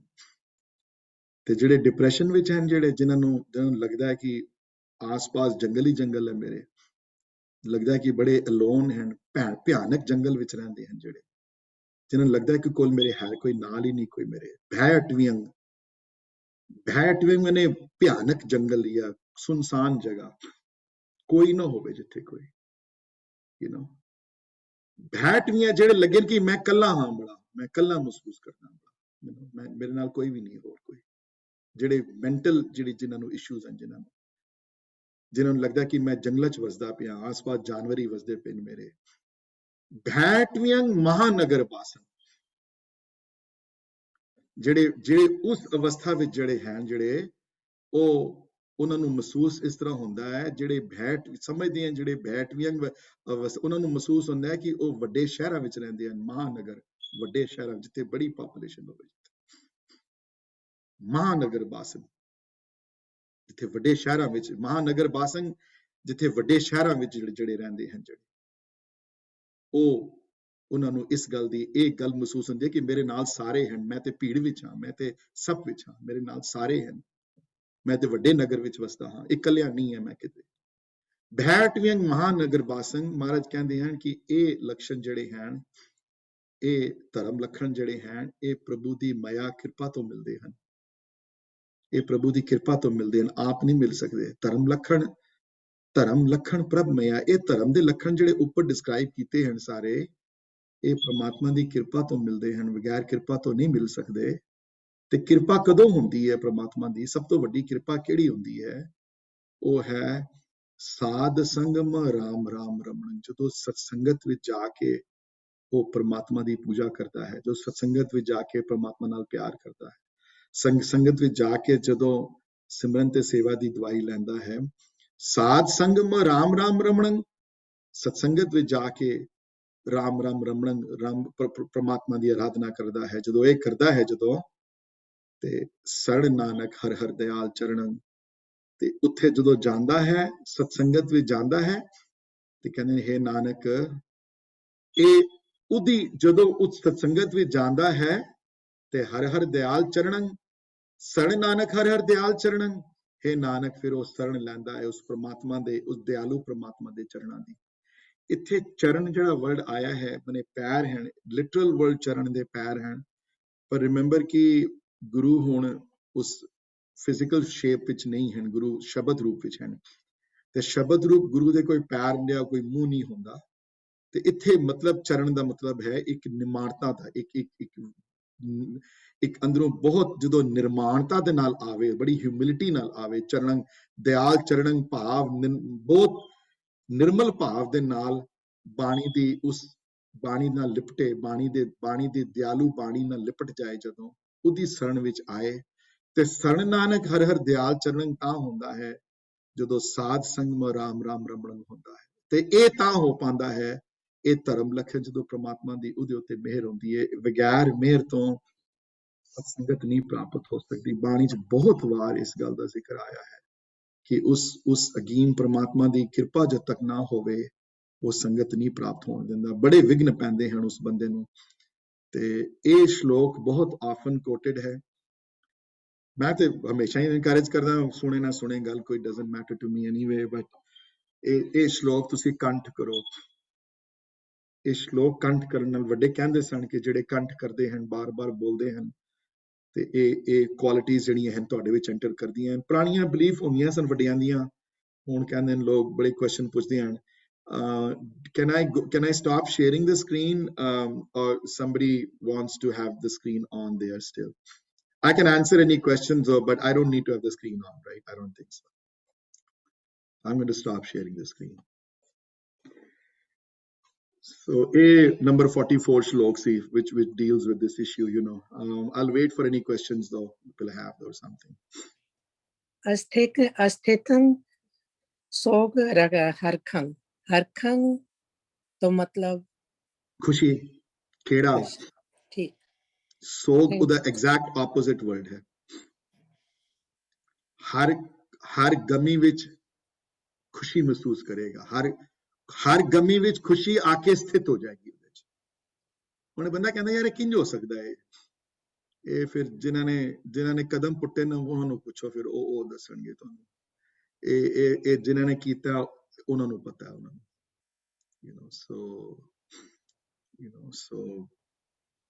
ਇਹ ਉਹਨਾਂ ਨੂੰ ਪਤਾ ਹੈ, ਉਹਨਾਂ ਨੂੰ ਕੀ ਹੈ ਕੀ ਨਹੀਂ ਹੈ। ਜਿਨ੍ਹਾਂ ਨੇ ਗੱਲਾਂ ਕੀਤੀਆਂ ਸਿਰਫ ਉਹਨਾਂ ਨੂੰ ਨਹੀਂ ਪਤਾ, ਬਟ ਬਾਣੀ ਲਿਖਿਆ ਹੋਇਆ, ਸੋ ਜੋ ਲਿਖਿਆ ਹੋਇਆ ਉਹ ਟਲ ਸੱਚਾਈ ਹੈ। ਹਾਂਜੀ। Anybody else has any questions on this shlok though? It's a very moving है बहुत, और बहुत powerful है, but ਗੱਲਾਂ ਜੋ हैं so हैं, so ਹਾਂਜੀ, I'll Vijay, wait for a few more Vijay, I minutes. can ask you one question. ਇਹ ਹਾਂਜੀ। ਜਿਸ ਤਰ੍ਹਾਂ ਤੁਸੀਂ ਦੱਸਿਆ ਸੀ in the third line that ਜਿਹੜਾ ਬੰਦਾ depressive phase ਵਿੱਚ ਹੁੰਦਾ ਹੈ, ਇਹ it is natural ਕਿ ਉਹ ਇਹ feel ਕਰਦਾ ਹੈ ਕਿ ਉਹ he is amongst everybody and nothing can harm him. Is Yes, a exactly. natural thought Yeah. process. ਸੇਵਾ ਕਰਨ ਨਾਲ ਹਾਂਜੀ, ਸੇਵਾ ਕਰਨ ਨਾਲ ਭੈਟ ਵੀ ਮਹਾਨਗਰ ਵਾਸੀ ਦੀ ਫੀਲਿੰਗ ਜ਼ਰੂਰ ਆਏਗੀ ਤੁਹਾਡੇ ਚ 100% ਆਣੀ ਹੈ, ਰੋਕ ਨਹੀਂ ਸਕਦੇ ਤੁਸੀਂ ਉਸ ਗੱਲ ਨੂੰ। ਦੂਸਰਿਆਂ ਦੀ ਮਦਦ ਕਰਨ ਨਾਲ, ਬਾਹਰ ਜਾਣ ਨਾਲ, ਮਿਲਣ ਨਾਲ ਉਹ ਲੱਗੇਗਾ ਕਿ ਉਹਨੂੰ ਲੱਗੇਗਾ ਨਹੀਂ ਕਿ ਮੈਂ ਇਕੱਲਾ, ਉਹਨੂੰ ਲੱਗੇਗਾ ਨਹੀਂ ਕਿ ਮੈਂ ਭੈਟ ਵੀ ਮਤਲਬ ਬਹੁਤ ਡਰਾਵਣੇ ਜੰਗਲ, ਕੱਲਾਪਨ ਜਿੱਥੇ ਸੁਨਸਾਨ ਕੰਮ ਹੋਵੇ, ਕੋਈ ਨਾ ਹੋਵੇ ਜਿੱਥੇ ਉਹਨੂੰ ਭੈਟ ਵੀ ਕਹਿੰਦੇ ਹਨ।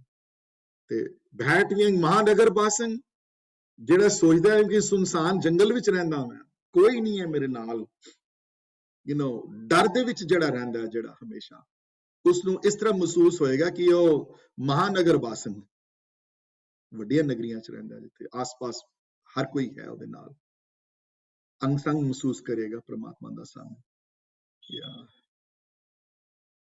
Hi. Thank you. Anybody else has any particular line that you want to talk about? Any question before I move forward? I might end the class a little sooner because there's only one more thing to quote, and then satsangat de utte. Nobody has any questions?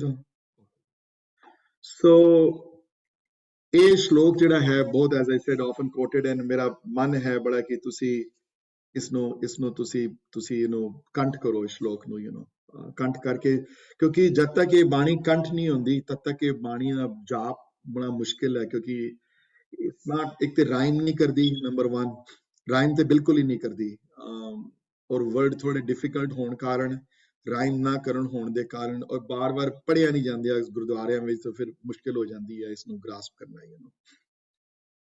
ਤੇ nobody has any questions, so I'm going to move forward to another related topic though, ਕਿ ਸਤਸੰਗਤ ਨੂੰ ਆਉਣ ਵਿੱਚ ਬਹੁਤ encouragement ਦਿੱਤੀ ਗਈ ਹੈ, ਬਹੁਤ ਇਨਕਰੇਜ ਕੀਤਾ ਗਿਆ ਹੈ ਸਤਸੰਗਤ ਵਿੱਚ ਆਉਣ ਨਾਲ, ਪਰ ਉਹਦੀ ਸਤਸੰਗਤ ਦੀ ਡੈਫੀਨੇਸ਼ਨ ਇਹ ਹੈ ਕਿ ਜਿੱਥੇ ਆਉਣ ਨਾਲ ਤੁਹਾਡੇ ਮਨ 'ਚ ਬਦਲਾਵ ਆਏ, ਜਿਹਦੇ ਮਨ ਵਿੱਚ ਚੇਂਜਸ ਆਉਣ। ਸਭ ਤੋਂ ਵੱਡੀ ਚੇਂਜ ਇਹ ਹੋਏ ਕਿ ਪ੍ਰਮਾਤਮਾ ਦੇ ਨੇੜੇ ਜਾਣ ਦੀ ਤੁਹਾਡੀ ਇੱਛਾ ਅੰਦਰੋਂ ਪੈਦਾ ਹੋਏ। ਸੋ ਕੈਨ ਯੂ ਸ਼ੇਅਰ ਦੈਟ ਵਾਲਾ ਮਨ ਮੇਰੇ ਤਿਨ ਕੀ ਓਟ ਲੈ। ਦੇਖੋ ਇਹ 8ਵਾਂ ਸਟੈਂਜ਼ਾ ਹੈ 17th ਅਸ਼ਪਦੀ ਦਾ ਸੁਖਮਨੀ ਵਿੱਚੋਂ। ਸੋ you probably read this and you probably have read this many times. Whenever I come here I stop though and I wonder ki ਕਿ ਇਹ ਕਿਹਦੇ ਬਾਰੇ ਗੱਲ ਕਰਦੇ ਪਏ, ਕੀ ਕਹਿ ਰਹੇ ਨੇ ਇੱਥੇ, ਤੇ ਅਰਦਾਸ ਕਰਦੇ ਹਨ ਕਿ ਮਨ ਮੇਰੇ ਤਿਨ ਕੀ ਓਟ ਲੈ। ਹੇ ਮੇਰੇ ਮਨ, ਓਟ ਹੁੰਦਾ ਆਸਰਾ, ਪ੍ਰੋਟੈਕਸ਼ਨ ਹੁੰਦੀ, ਆਸਰਾ ਕਹਿ ਲਓ ਕਿਸੇ ਦਾ, ਵੈਸੇ ਵੀ ਓਟ ਬੜੀ ਇੰਪੋਰਟੈਂਟ ਹੈ, ਤੇ ਓਟ ਮਤਲਬ ਹੁੰਦਾ ਕਿਸੇ ਦੀ ਪ੍ਰੋਟੈਕਸ਼ਨ ਲੈ ਲੈਣੀ ਕਿਸੇ ਦੀ। ਫਿਰ ਇੱਕ ਵਾਰੀ ਗੱਲ ਯਾਦ ਰੱਖਣਾ, ਜਿਹਦੀ ਬੰਦਾ ਓਟ ਲੈਂਦਾ ਨਾ ਫਿਰ ਉਹ ਡਰਦਾ ਨਹੀਂ ਕਿਸੇ ਤੋਂ, ਫਿਰ ਉਹਨੂੰ ਪਤਾ ਹੁੰਦਾ ਇਹਦੀ ਓਟ ਮੈਂ ਲਿੱਤੀ ਹੋਈ ਹੈ। ਮੈਂ ਐਗਜ਼ਾਮਪਲ ਦੇਣਾ ਤੁਹਾਨੂੰ, ਮੈਂ ਬਚਪਨ 'ਚ ਮੈਨੂੰ ਯਾਦ, ਇਨ ਮਾਈ 20s ਆਈ ਰੈਡ ਅ ਬੁੱਕ, ਕੱਲ ਰਿਤੂ ਨਾਲ ਡਿਸਕਸ ਕਰਦਾ ਪਿਆ ਸੀ ਇਸ ਬਾਰੇ। ਮੈਂ 12 ਮਾਹ ਦੀ ਟ੍ਰਾਂਸਲੇਸ਼ਨ ਸੀ ਮੇਰੇ ਖਿਆਲ, ਮੈਨੂੰ ਯਾਦ ਆਉਂਦਾ ਮੈਨੂੰ। ਪ੍ਰੋਫੈਸਰ ਗੰਡਾ ਸਿੰਘ ਹੋਏ ਸਾਡੇ ਬੜੇ ਵੱਡੇ ਉੱਗੇ ਵਿਦਵਾਨ, ਉਹਨਾਂ ਨੇ ਇੱਕ ਬੁੱਕ ਲਿਖੀ ਸੀ ਬਹੁਤ ਪੁਰਾਣੀ, 40 ਸਾਲ ਪਹਿਲੇ ਪੜ੍ਹੀ ਹੋਣੀ ਹੈ ਕਿਤਾਬ। ਮੈਨੂੰ ਕੱਲ ਪਤਾ ਨਹੀਂ ਅਚਾਨਕ ਗੱਲ ਯਾਦ ਆ ਗਈ ਉਹਨਾਂ ਦੀ, ਤੇ ਉਹ ਲਿਖਦੇ ਹਨ, ਕਹਿੰਦੇ ਸਨ ਕਿ ਦੇਖੋ ਛੋਟਾ ਬੱਚਾ ਹੋਵੇ ਨਾ, ਕੋਈ 4, 5, 6, 7, 8 ਸਾਲ ਦਾ, ਤੇ ਘਰ ਵਿੱਚ ਕੋਈ ਬਹੁਤ ਵੱਡੇ ਦੁੱਖ ਆ ਜਾਣ, ਫੋਰ ਐਗਜ਼ਾਮਪਲ ਕਿਸੇ ਦੀ ਡੈਥ ਹੋ ਜਾਏ ਜਾਂ ਕੋਈ ਵੱਡੀਆਂ ਪ੍ਰੋਬਲਮਸ ਆ ਜਾਣ ਘਰ, ਉਸ ਬੱਚੇ ਨੂੰ ਪਰਵਾਹ ਨਹੀਂ ਹੁੰਦੀ। ਕਿਉਂ? ਉਹਨੂੰ ਇੱਕੋ ਗੱਲ ਦੀ ਪਰਵਾਹ ਹੁੰਦੀ ਹੈ, ਮੇਰੀ ਮਾਂ ਮੇਰੇ ਨਾਲ ਹੈ ਕਿ ਨਹੀਂ। ਹਾਂਜੀ, ਮਾਂ ਅਗਰ ਹੋਵੇ ਕੋਲ ਤੇ ਕੁਛੜ ਪਕੜਿਆ ਹੋਵੇ, ਤੇ ਫਿਰ ਉਹਨੂੰ ਮਾਪਿਓ ਹੋਵਣ ਨਾਲ ਘਰ, ਤੇ that kid could care less ਕੀ ਹੋ ਰਿਹਾ ਉਸ ਆਸ-ਪਾਸ, ਕਿਉਂਕਿ ਉਹਨੂੰ ਪਤਾ ਹੈ ਕਿ all this stuff that's going around, ਬੰਦੇ ਰੋ ਰਹੇ ਨੇ ਜਾਂ ਬੰਦੇ ਬੜੇ ਚਿੰਤਾ ਵਿੱਚ, ਮੈਨੂੰ ਕਿਸੇ ਗੱਲ ਦੀ ਫਿਕਰ ਨਹੀਂ ਹੈ। Until such time I know my mother is with me, and when mother is with me, he's going to protect me. No matter what happens outside, I really could care two hoots what happens outside.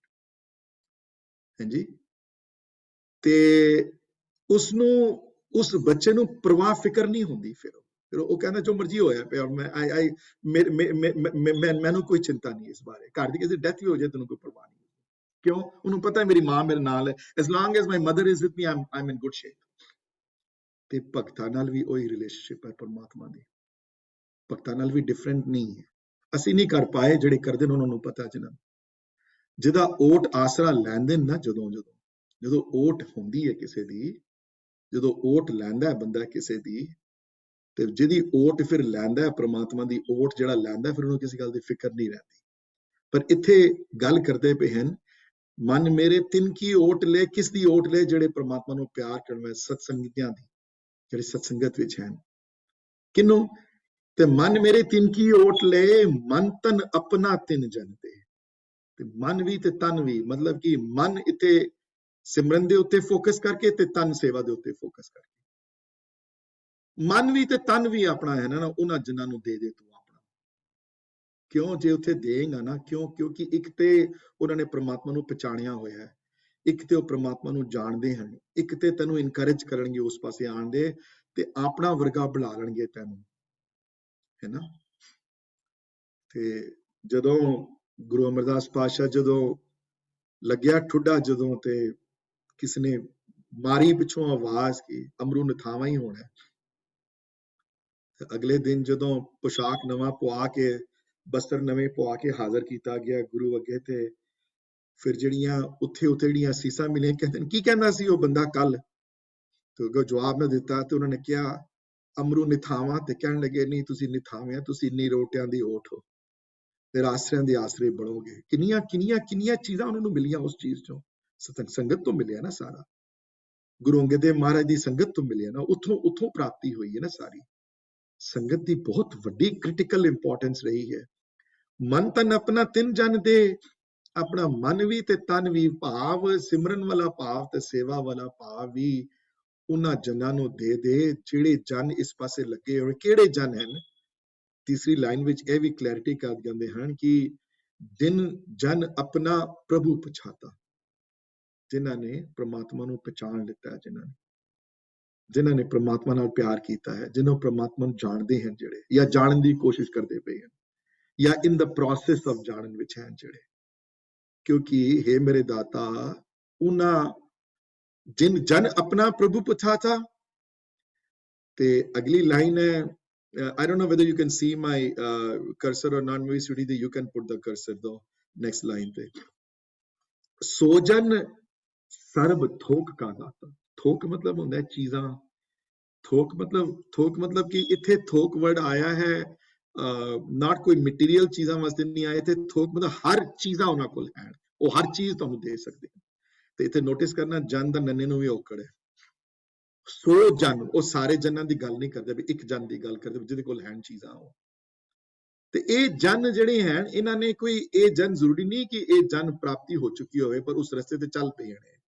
ਇਸ ਵਾਸਤੇ ਤੁਹਾਡੇ ਤੋਂ better ਹੈ, ਤੁਹਾਡੇ ਤੋਂ better ਹੋਣ ਦੇ ਕਾਰਨ ਤੁਸੀਂ ਉਹਨਾਂ ਕੋਲ ਕੁਝ ਸਿੱਖ ਸਕਦੇ ਹੋ। ਸੋ ਜਨ ਸਰਬ ਥੋਕ ਕਾ ਦਾਤਾ, ਕਿਉਂਕਿ ਉਹਦੇ ਕੋਲ ਹਰ ਚੀਜ਼ ਹੈ।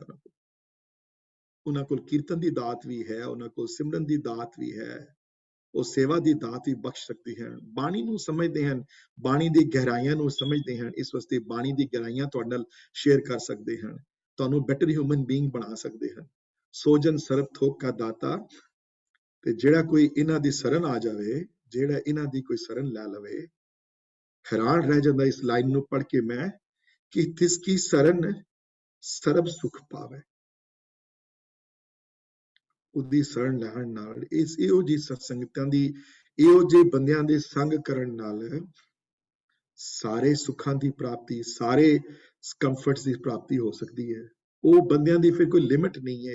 ਇਹੋ ਜਿਹੇ ਤਿਸ ਕੀ ਸ਼ਰਨ ਸਰਬ ਸੁਖ ਪਾਵੇ, ਉਹਨਾਂ ਦੀ ਸ਼ਰਨ ਆਉਂਦਿਆਂ, ਉਹਨਾਂ ਦੇ ਰਸਤੇ ਚਲਦਿਆਂ, ਉਹਨਾਂ ਦੀ ਓਟ ਲਿਆ, ਹਰ ਸੁਖ ਦੀ ਪ੍ਰਾਪਤੀ ਹੋ ਜਾਂਦੀ ਹੈ। ਦੇਖੋ ਨਾ, ਪਹਿਲੇ ਵੀ ਆਏ ਨਾ, ਦੁਰਬਚਨ ਭੇਦ ਪਰਮੰ ਸਾਖਤ ਪਿਸਨੰ ਤਰ ਸੁਰਜਨਾ, ਤੇ ਪਹਿਲੀ ਲਾਈਨ ਵਿੱਚ ਆਇਆ ਦੁਰਗਮ ਸਥਾਨ ਸੁਗਮੰ। ਹਰ ਚੀਜ਼ ਦੀ ਪ੍ਰਾਪਤੀ ਹੋ ਜਾਂਦੀ। ਤੇ ਇਹ ਬੰਦੇ ਇਹੋ ਜਿਹੇ ਹੁੰਦੇ, ਸਤਸੰਗਤ ਦਾ ਅਸਰ ਇਹੋ ਜਿਹਾ ਪੈਂਦਾ ਹੈ ਕਿ ਉਹਨਾਂ ਦੇ ਨਾਲ ਬਹੁਤ ਮਿਲਣ ਜੁਲਣ ਨਾਲ ਤੁਹਾਡੀ ਨੈਗੇਟਿਵ ਜਿਹੜੀ ਅੰਦਰੋਂ ਜਿਹੜੇ ਪਾਪ ਜਿਹੜੇ ਹਨ, ਜਿਹੜੇ ਤੁਹਾਡੇ ਜਿਹੜੇ ਦੂਸਰਿਆਂ ਬਾਰੇ ਬੁਰੇ ਸੋਚਣ ਦੇ ਖਿਆਲ ਜਿਹੜੇ ਹਨ, ਇਹ ਮਿਟਣੇ ਸ਼ੁਰੂ ਹੋ ਜਾਂਦੇ ਹਨ ਸਲੋਲੀ। ਨਹੀਂ ਰੋਕ ਸਕਦੇ ਤੁਸੀਂ ਉਸ ਚੀਜ਼ ਨੂੰ, ਤੁਹਾਡੇ ਤੇ ਅਸਰ ਪੈਣਾ ਹੀ ਪੈਣਾ ਹੈ ਇਸ ਗੱਲ। ਜਿਸ ਤਰ੍ਹਾਂ ਚੰਗਿਆਂ ਦਾ ਚੰਗੇ ਤੇ ਅਸਰ ਪੈਂਦਾ ਹੈ, ਮਾੜਿਆਂ ਦਾ ਅਸਰ ਪੈਂਦਾ ਹੈ। ਤਿਸ ਕੇ ਦਰਸ ਸਭ ਪਾਪ ਮਿਟਾਵੇ। ਉਹਨਾਂ ਦੇ ਦਰਸ਼ਨ ਕਰਨ ਨਾਲ, ਉਹਨਾਂ ਨਾਲ ਮਿਲਣ ਜੁੜਨ ਨਾਲ, ਉਹਨਾਂ ਨਾਲ ਉੱਠਣ ਬੈਠਣ ਨਾਲ, ਉਹਨਾਂ ਨੂੰ ਪੜ੍ਹਨ ਨਾਲ, ਉਹਨਾਂ ਦੇ ਸਤਸੰਗਤ ਕਰਨ ਨਾਲ ਅੰਦਰੋਂ ਨੈਗੇਟਿਵ ਫੀਲਿੰਗ ਘਟ ਜਾਂਦੀ ਹੈ, ਮਿਟ ਜਾਂਦੀ ਹੈ, ਚਲੀ ਜਾਂਦੀ ਹੈ ਬਾਹਰ, ਨਹੀਂ ਰਹਿ ਸਕਦੀ ਉਹਦੇ ਅੰਦਰ। ਇਹ ਤੁਸੀਂ ਨਹੀਂ ਰੋਕ ਨਹੀਂ ਸਕਦੇ, ਤੁਸੀਂ ਉਹਨੂੰ ਆਪਣੇ ਆਪ ਚਲੀ ਜਾਏ। ਤੁਹਾਡੇ ਹੱਥ ਵਿੱਚ ਕੁਝ ਨਹੀਂ ਹੈ, ਤੁਸੀਂ ਕਰਕੇ ਦੇਖੋ ਇੱਕ ਵਾਰੀ, ਤੇ ਤੁਸੀਂ ਆਪਣੇ ਆਪ ਨੂੰ ਰੋਕ ਨਹੀਂ ਸਕਦੇ, ਤੁਹਾਡੇ ਅੰਦਰੋਂ ਉਹ ਚੀਜ਼ਾਂ ਮਿਟਣੀਆਂ ਸ਼ੁਰੂ ਹੋ ਜਾਂਦੀਆਂ ਹਨ। ਤੇ ਮਹਾਰਾਜ ਜਿੱਥੇ ਇੱਕ ਉਪਦੇਸ਼ ਦਿੰਦੇ ਹਨ ਕਿ ਆਪਣੀਆਂ ਸਿਆਣਪਾਂ ਛੋੜ ਦੇ, ਹੁਣ ਇਹ ਨਾ ਸਮਝ ਕਿ ਤੂੰ ਸਿਆਣਾ ਹੈ, ਤੂੰ ਅਵਰ ਸਿਆਣਪ। ਅਵਰ ਸਿਆਣਪ ਦਾ ਮਤਲਬ ਹੈ ਦੂਸਰੀਆਂ ਸਿਆਣਪਾਂ ਆਪਣੇ ਆਪ ਨੂੰ ਸਿਆਣਾ ਨਹੀਂ ਗਿਣ ਤੂੰ। ਸਿਆਣੇ ਉਹ ਹਨ, ਤੂੰ ਨਹੀਂ ਸਿਆਣਾ। ਸਿਆਣੇ ਭਾਈ ਸਾਹਿਬ ਭਾਈ ਵੀਰ ਸਿੰਘ ਹੋਰੀ, ਉਹਨਾਂ ਨੂੰ ਕੁਐਸਚਨ ਨਾ ਕਰ। ਹੁਣ ਦੇਖੋ ਇੰਟਰਨੈਟ ਤੇ ਕਿਤਨਾ ਕੁਝ ਉਹਨਾਂ ਬਾਰੇ ਲਿਖਦੇ ਨੇ ਲੋਕ, ਭਾਈ ਗੁਰਦਾਸ ਬਾਰੇ ਲਿਖਦੇ ਨੇ ਲੋਕ, ਦਸਮ ਪਾਸ਼ਾ ਬਾਰੇ ਲਿਖਦੇ ਨੇ ਲੋਕ। ਇਹਨਾਂ ਲੋਕਾਂ ਦੀ ਸਿਆਣਪ ਨੂੰ ਇਹ ਸਿਆਣੇ ਹਨ, ਤੁਸੀਂ ਸਿਆਣੇ ਨਹੀਂ। ਇਹਨਾਂ ਨੂੰ ਕੁਐਸਚਨ ਨਾ ਕਰ, ਇਹ ਜੋ ਕਹਿੰਦੇ ਹਨ ਸੁਣ ਇਹਨਾਂ ਦੀ ਗੱਲ ਨੂੰ। ਅਵਰ ਸਿਆਣਪ, ਤੇ ਅਵਰ ਸਿਆਣਪ ਸਗਲੀ ਛਾੜ, ਛੋੜ ਦੀ ਸਿਆਣਪ ਹੈ ਆਪਣੀ ਕਿ ਮੈਂ ਹੀ ਸਿਆਣਾ ਹਾਂ। ਕਈ ਵਾਰੀ ਕਲਾਸ ਬੰਦੇ ਆ ਕੇ ਮੈਨੂੰ ਕਈ ਵਾਰੀ ਇਹ ਬੜਾ ਵੀਅਰਡ ਜਿਹਾ ਕੁਐਸਚਨ ਪੁੱਛਦੇ ਕਿ ਮੇਰੇ ਹਿਸਾਬ ਦੇ ਨਾਲ ਇਹ ਨਹੀਂ ਹੈ, ਜਿਵੇਂ ਤੁਹਾਨੂੰ ਕੀ ਪਤਾ ਤੁਹਾਡੇ ਹਿਸਾਬ ਨਾਲ, ਤੁਸੀਂ ਕੌਣ, who are you to tell me ਕਿ ਤੁਹਾਡੇ ਇਹ ਕੋਈ ਮੈਡੀਕਲ ਸਾਇੰਸ ਨਹੀਂ ਹੈ, ਕੋਈ ਲਾਅ ਨਹੀਂ ਹੈ, ਕੋਈ ਟੈਕਸ ਲਾਅ ਨਹੀਂ ਹੈ ਕਿ ਤੁਸੀਂ ਆਪਣੀਆਂ ਇਹ ਦੁਨਿਆਵੀ ਨੌਲੇਜ ਨਹੀਂ ਹੈ ਜਦੋਂ ਕਿ ਆਪਣੀ ਨੌਲੇਜ ਦੇ ਸਕਦੇ ਹੋ ਕਿ ਹਾਂਜੀ ਮੇਰੇ ਹਿਸਾਬ ਨਾਲ, ਤੁਹਾਡੇ ਹਿਸਾਬ ਨਾਲ ਕੁਝ ਵੀ ਨਹੀਂ ਹੈ। ਜਿੱਥੇ ਤੁਹਾਡੀਆਂ ਕੋਗਨੀਟਿਵ ਐਬਿਲਿਟੀਜ਼ ਖਤਮ ਹੁੰਦੀਆਂ ਨਾ, ਜਿੱਥੇ ਵੱਡੇ ਤੋਂ ਵੱਡੇ ਬ੍ਰਿਲੀਅੰਟ ਬੰਦੇ ਦਾ ਦਿਮਾਗ ਖਤਮ ਹੁੰਦਾ ਹੈ, ਉੱਥੋਂ ਇਹ ਕਹਾਣੀ ਸ਼ੁਰੂ ਹੁੰਦੀ ਹੈ, ਉੱਥੋਂ ਸਟੋਰੀ ਇਹਦੀ ਬਣਦੀ ਹੈ, ਇੱਥੋਂ ਹੈ। ਅਵਰ ਸਿਆਣਪ ਸਗਲੀ ਛਾੜ, ਤੇ ਬਸ ਤੂੰ ਇੱਕ ਕੰਮ ਕਰ ਕਿ ਤਿਸ ਜਨ ਕੀ ਤੂੰ ਸੇਵਾ ਲਾਗ। ਤਿਸ ਜਨ, ਉਹਨਾਂ ਜਨਾਂ ਦੀ, ਉਹਨਾਂ ਸਾਰਿਆਂ ਜਨਾਂ ਦੀ, ਜਿਹੜੇ ਜਨ ਪ੍ਰਮਾਤਮਾ ਨਾਲ ਜੋੜਨ ਵਾਲੇ ਹਨ ਨਾ, ਜਿਹੜੀ ਇਹ ਉਹਨਾਂ ਦੀ ਸੇਵਾ 'ਚ ਲੱਗ ਜਾ ਤੂੰ। ਜਿਹੜੇ ਲੱਗੇ ਹਨ ਉਹ ਪਾਰ ਉਤਰ ਗਏ, ਜਿਹੜੇ ਲੱਗੇ ਹਨ ਉਹਨਾਂ ਨੂੰ ਕੋਈ ਦੁੱਖ ਨਹੀਂ ਆਇਆ, ਜਿਹੜੇ ਇਸ ਪਾਸੇ ਲੱਗੇ ਹਨ ਉਹਨਾਂ ਨੂੰ ਕਦੀ ਦੁੱਖ ਨਹੀਂ ਆਇਆ। ਜੇ ਤੂੰ ਕਰੇਗਾ ਅਵਰ ਸਿਆਣਪ ਸਗਲੀ ਛਾੜ, ਤਿਸ ਜਨ ਕੀ ਤੂੰ ਸੇਵਾ ਲਾਗ, ਤੂੰ ਬਸ ਤੂੰ ਛੋੜ ਦੇ ਆਪਣੀ ਸਿਆਣਪਾਂ ਤੇ ਇਹਨਾਂ ਜਨਾਂ ਦੇ ਪਿੱਛੇ ਪੈ ਜਾ। ਮੰਨ ਲੈ ਇਸ਼ਟ ਗੁਰੂ ਗੋਬਿੰਦ ਸਿੰਘ ਜੀ ਨੂੰ ਆਪਣਾ, ਮੰਨ ਲੈ ਇਸ਼ਟ ਗੁਰੂ ਗ੍ਰੰਥ ਸਾਹਿਬ ਜੀ ਦੀ ਬਾਣੀ ਨੂੰ ਆਪਣਾ, ਤੇ ਇਹ ਜੇ ਸੇਵਾ ਦੇ ਕਰੇਗਾ ਸਿਮਰਨ ਇਸ ਪਾਸੇ, ਜੇ ਇਹਨਾਂ ਜਨਾਂ ਦੀ ਸੇਵਾ ਗੁਰਬਾਣੀ ਵਿੱਚ, ਉਹਨਾਂ ਸਤਸੰਗੀਆਂ ਦੀ ਸੇਵਾ ਕਰੇਗਾ ਤੇ ਤੇਰਾ ਪਾਰ ਉਤਾਰਾ ਹੋ ਜਾਏਗਾ। ਤੇ ਦੇਖ ਤੈਨੂੰ ਕਿਤਨਾ ਵੱਡਾ ਪ੍ਰੈਜ਼ੈਂਟ ਮਿਲੇਗਾ। ਕਹਿੰਦੇ ਨੇ ਆਵਣ ਜਾਣ ਨਾ ਹੋਵੀ ਤੇਰਾ, ਤੇਰੇ ਜਨਮ ਮਰਨ ਕਟਿਆ ਜਾਏਗਾ, ਤੇਰਾ ਜਨਮ ਮਰਨ ਦੀ ਅਵਸਥਾ ਤੋਂ ਉੱਪਰ ਉੱਠ ਜਾਏਗਾ। ਇਹ ਦੇਖੋ, ਇਹ ਪੂਰੀ ਦੀ ਪੂਰਾ ਸਟੈਂਜ਼ਾ ਲਿਖਿਆ ਹੈ ਸਤਸੰਗਤ ਉੱਤੇ, ਜਿਹੜੇ ਕਰਦੇ ਹਨ ਪਰਮਾਤਮਾ ਨਾਲ ਪਿਆਰ। ਆਵਣ ਜਾਣ ਨਾ ਹੋਵੀ ਤੇਰਾ ਆਵਣ ਜਾਣਾ ਬੰਦ ਹੋ ਜਾਏਗਾ, ਤੇਰਾ ਆਵਣ ਜਾਵਣ ਦੀ ਅਵਸਥਾ ਨਿਕਲ ਜਾਏਗੀ ਬੜੀ। ਨਾਨਕ ਤਿਸ ਜਨ ਕੇ ਪੂਜੋ ਸਦ ਪੈਰਾ, ਹੈ ਨਾਨਕ, ਉਹਨਾਂ ਜਨਾਂ ਦੀ ਪੂਜਾ ਤੇ ਨਾਨਕ ਕਰਦੇ ਹਨ, ਉਹਨਾਂ ਪੈਰਾਂ ਦੀ ਪੂਜਾ ਤੇ ਨਾਨਕ ਕਰਦੇ ਹਨ, ਜਿਹੜੇ ਪ੍ਰਮਾਤਮਾ ਨੂੰ ਇਨਕਰੇਜ ਕਰਦੇ ਹਨ। ਸੋ ਇਹ ਸਤਸੰਗਤ ਦਾ ਜਿਹੜੀ ਅਸਰ ਹੈ, ਸੰਗਤ ਦਾ ਅਸਰ ਬਹੁਤ ਵੱਡਾ ਹੋਰ ਬਹੁਤ ਇੰਪੋਰਟੈਂਟ ਹੈ।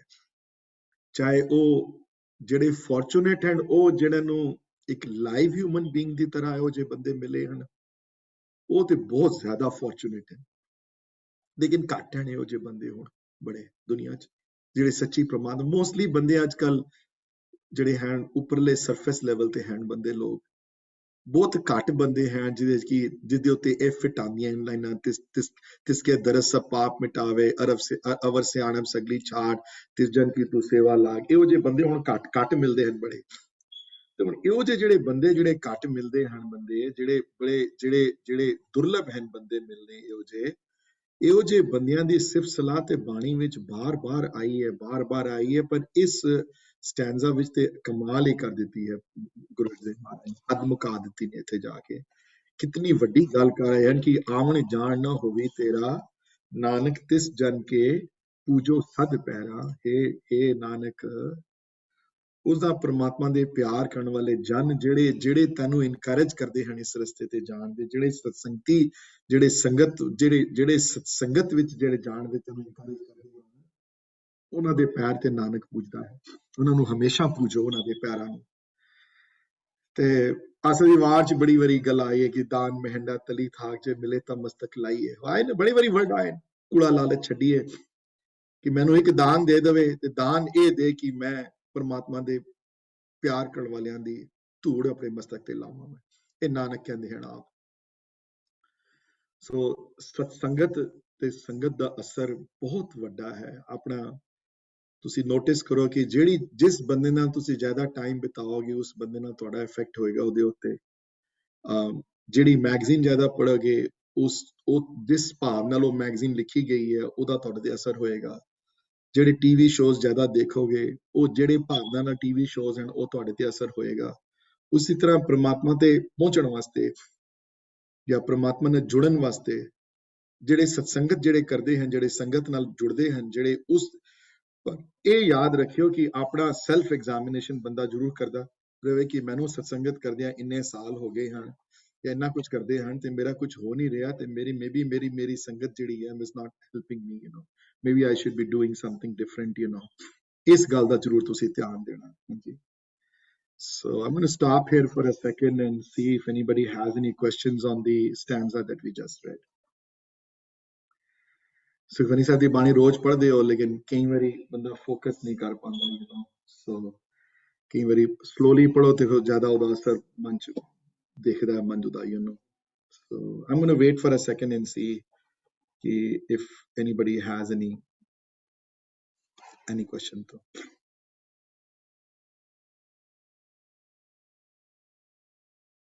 No questions?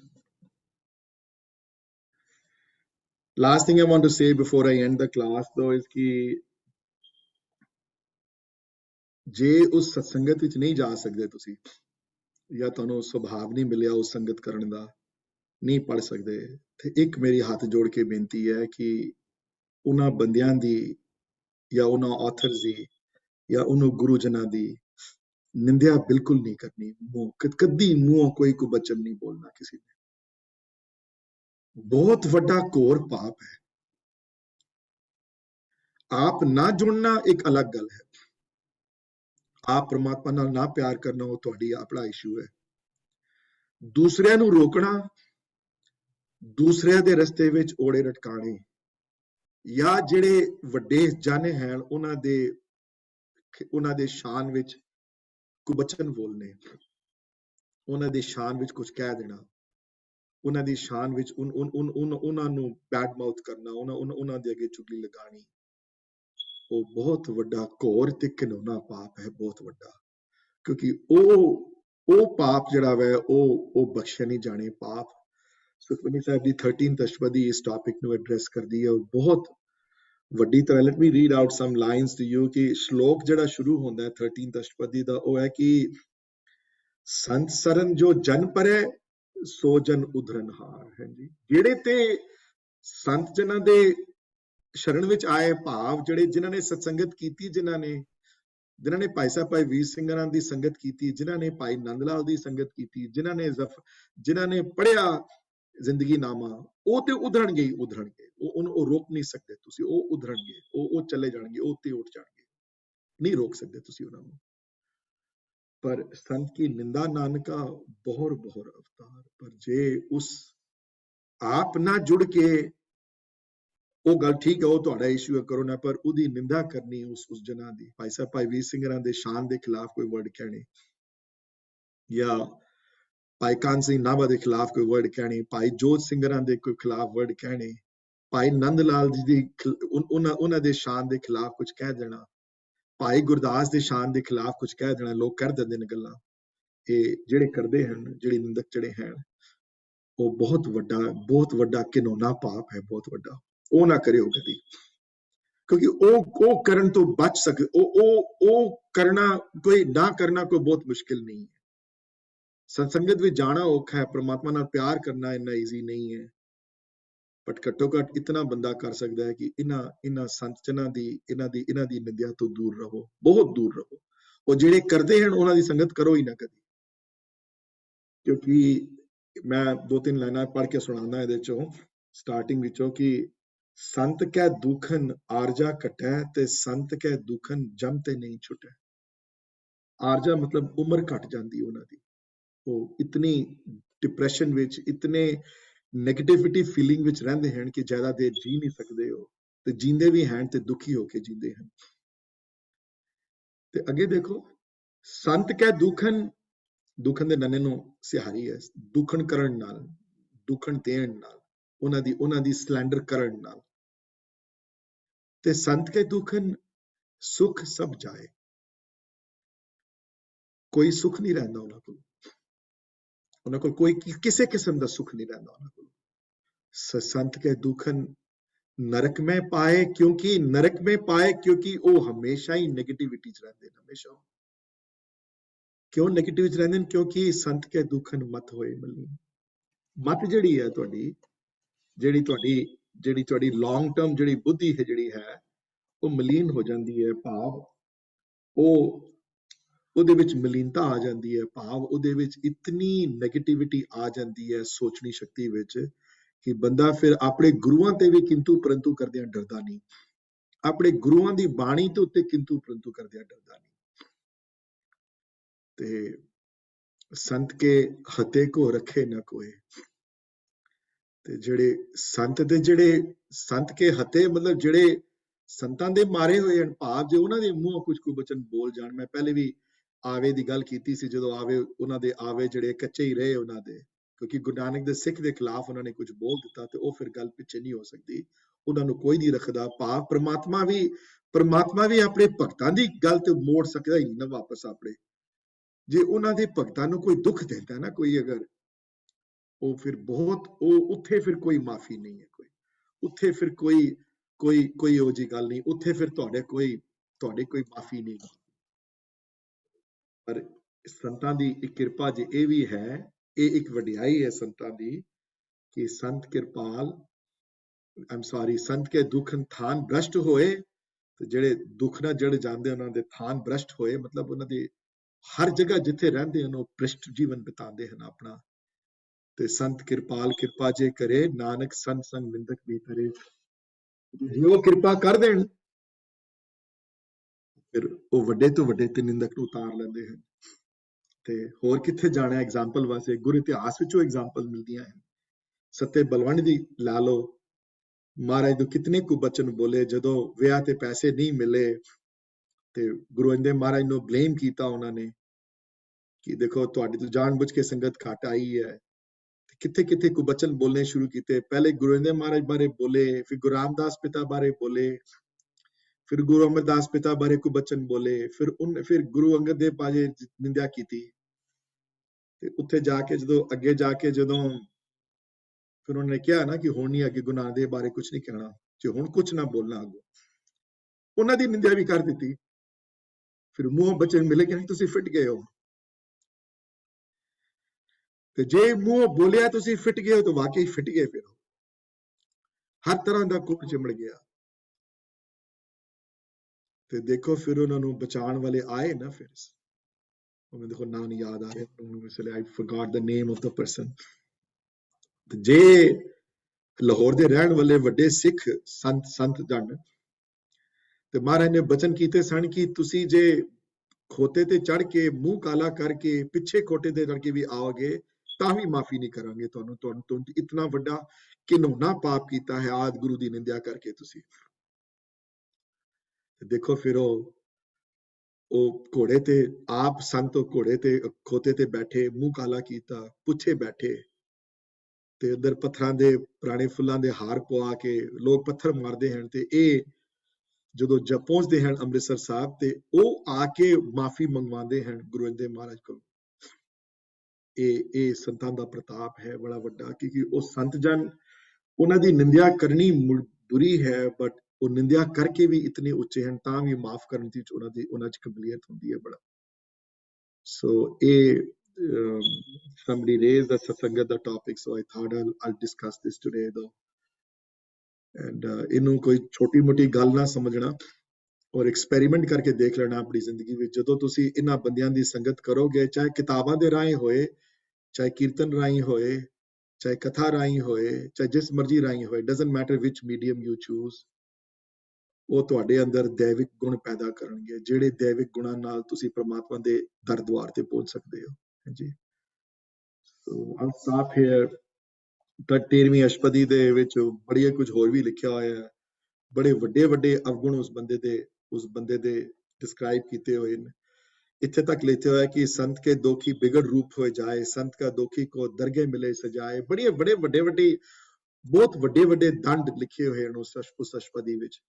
ਸੋ ਉਸ ਗੱਲ ਦਾ ਵੀ ਖਿਆਲ ਕਰਿਓ ਤੇ ਸਤਸੰਗਤ ਦੀ ਪਾਲਿਆ ਕਰਨੋ। ਹਾਂਜੀ, ਇਹ ਮੇਰੀ ਅਰਦਾਸ ਹੈ ਸਾਰਿਆਂ ਅੱਗੇ। ਸੋ I'll wait until somebody has any questions. If nobody has any questions, we will end the class earlier than normal.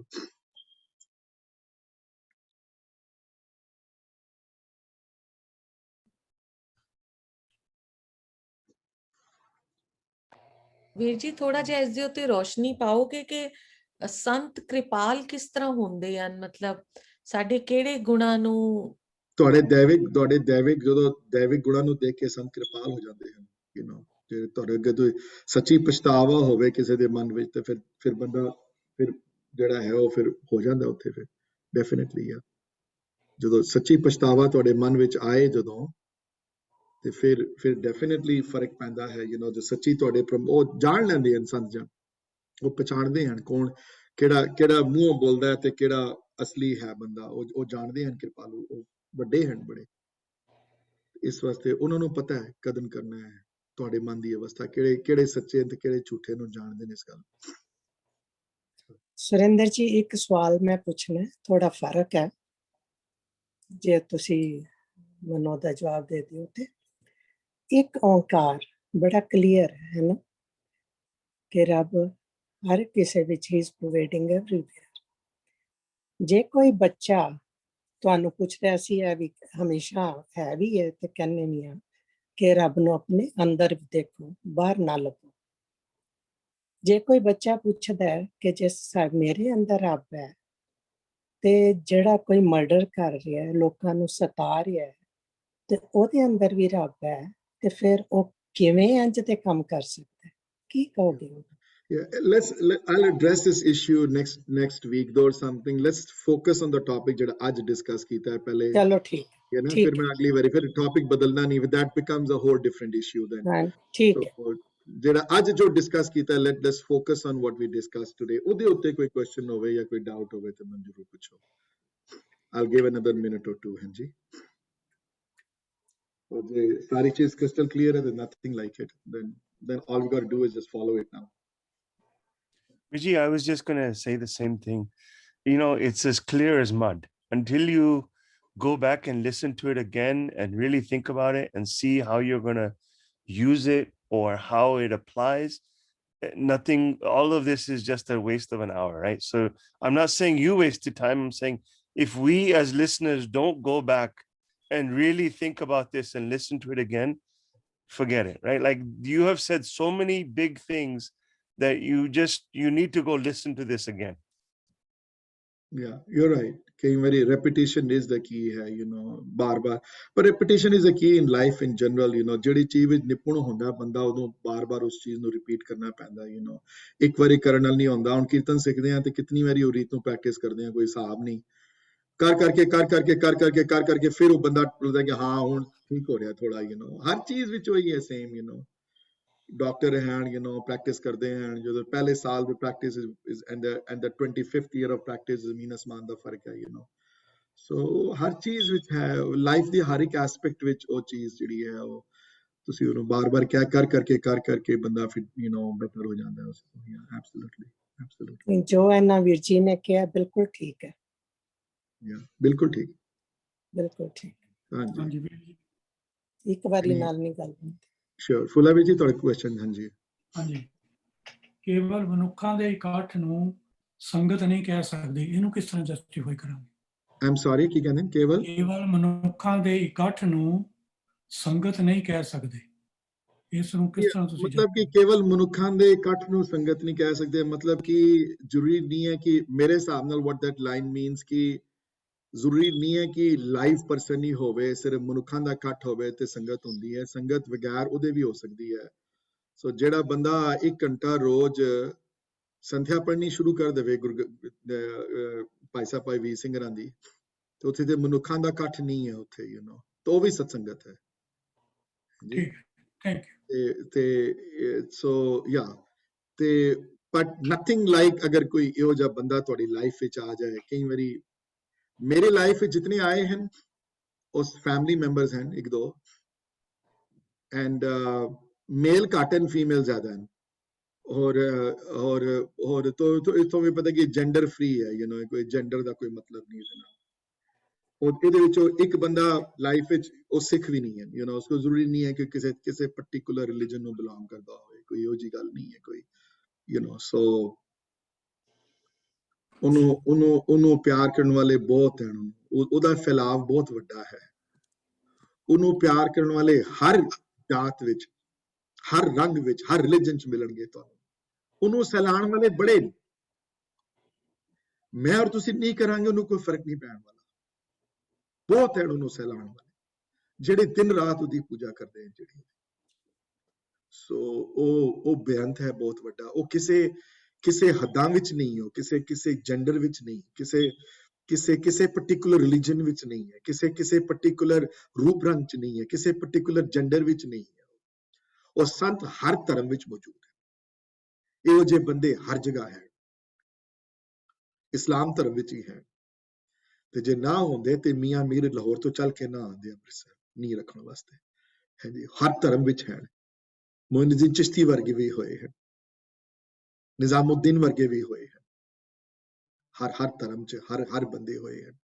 Kabir ਵਰਗੇ ਵੀ ਹੋਏ ਹਨ, ਸੋ ਉਹ ਸਤਸੰਗਤ ਕਰਨ ਵਾਲੇ, ਉਹਦੇ ਰੂਪ, ਉਹ ਆਪਣਾ ਰੂਪ, ਉਹ ਕਿਸੇ ਇਸ ਲੈਸਨ ਨੂੰ, ਸਤਸੰਗਤ ਦੇ ਲੈਸਨ ਨੂੰ ਕਿਸੇ ਇੱਕ ਦਾਇਰੇ ਵਿੱਚ ਨਾ ਸਮਝਣਾ ਕਦੀ, ਜਾਂ ਕੋਈ ਪਾਰਟਿਕੂਲਰ ਰੂਪ ਹੋਏਗਾ ਉਹਦਾ ਦੇਖਣ ਵਾਲਾ, ਉਹ ਜੀ ਕੋਈ ਗੱਲ ਨਹੀਂ। ਹਾਂਜੀ, ਇਸ ਗੱਲ ਦਾ ਵੀ ਧਿਆਨ ਰੱਖਿਆ ਨਾ ਜੀ। ਵੀਰ ਜੀ, ਇੱਕ ਇਹ ਵੀ ਕਹਿ ਸਕਦੇ ਆ ਨਾ ਕਿ ਸਤਸੰਗਤ ਐਸੀ ਜਾਣੀ ਹੈ ਜਿੱਥੋਂ ਇੱਕੋ ਨਾਮ ਵਖਾਣੀ ਹੈ। ਜਿੱਥੇ ਉਸ ਵਾਹਿਗੁਰੂ ਦੀ ਸਿਫਤ ਸਲਾਹ ਹੁੰਦੀ ਹੈ, ਜਿੱਥੇ ਸਿਫਤ ਸਲਾਹ ਹੁੰਦੀ ਵੀ ਹੈ ਤੇ ਜਿੱਥੇ ਸਿਫਤ ਸਲਾਹ ਦਾ ਅਸਰ ਤੁਹਾਡੇ ਮਨ ਚ ਪੈਂਦਾ ਹੈ, ਸਭ ਤੋਂ ਵੱਡੀ ਗੱਲ ਹੈ। ਉਸ ਸਿਫਤ ਸਲਾਹ ਦੇ ਅਸਰ ਤੁਹਾਡੇ ਮਨ ਵਿੱਚ ਪਵੇ ਜਦੋਂ, ਤੇ ਫਿਰ ਉਹ ਸਤਸੰਗਤ ਹੈ। ਜਿੱਥੇ ਨਾਮ ਵਖਾਣੀਏ ਵੀ ਹੋਵੇ ਤੇ ਉਹ ਨਾਮ ਵਖਾਣ ਦੇ ਨਾਲ ਇੱਥੇ ਨਾਮ ਪਿਆਰ ਵਾਸਤੇ ਆ। ਜਿੱਥੇ ਪ੍ਰੇਮਾ ਭਗਤੀ ਦੇ ਗੁਣ ਵਿਆਖਿਆਨ ਕੀਤੇ ਜਾਵਣ ਤੇ ਉਹ ਪ੍ਰੇਮਾ ਭਗਤੀ ਦਾ ਅਸਰ ਤੁਹਾਡੇ ਤੇ ਪਵੇ, ਤਾਂ ਗੱਲ ਹੈ ਬਣੀ। ਕਈ ਵਾਰੀ ਜਾਂਦਾ ਸੰਗਤ ਵਿੱਚ ਲੇਕਿਨ ਮਨ ਜੁੜਦਾ ਨਹੀਂ ਉਹਦਾ ਜਾ ਕੇ। ਉਹ ਸੰਗਤ ਦਾ ਕਸੂਰ ਨਹੀਂ ਹੁੰਦਾ, ਕਸੂਰ ਤੁਹਾਡਾ ਹੀ ਹੁੰਦਾ ਜਨਰਲੀ ਸਪੀਕਿੰਗ। ਤੇ ਉਹ ਫਿਰ ਆਪਣੇ ਆਪ ਨੂੰ ਐਗਜ਼ਾਮਿਨ ਕਰੇ ਕਿ ਮੇਰਾ ਮਨ ਕਿਉਂ ਨਹੀਂ ਟਿਕ ਰਿਹਾ ਇੱਥੇ, ਮੇਰੇ ਮਨ 'ਚ ਕੀ ਪ੍ਰੋਬਲਮ ਹੈ। ਯਾ ਬਿਲਕੁਲ ਠੀਕ ਹੈ, ਜੋ ਤੁਸੀਂ ਕਿਹਾ ਬਿਲਕੁਲ ਠੀਕ ਹੈ, 100% right.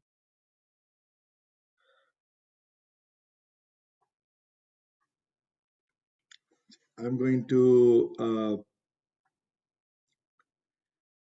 end my class now. I think I'm done with today's topic. So if nobody has any questions, I'm going to end.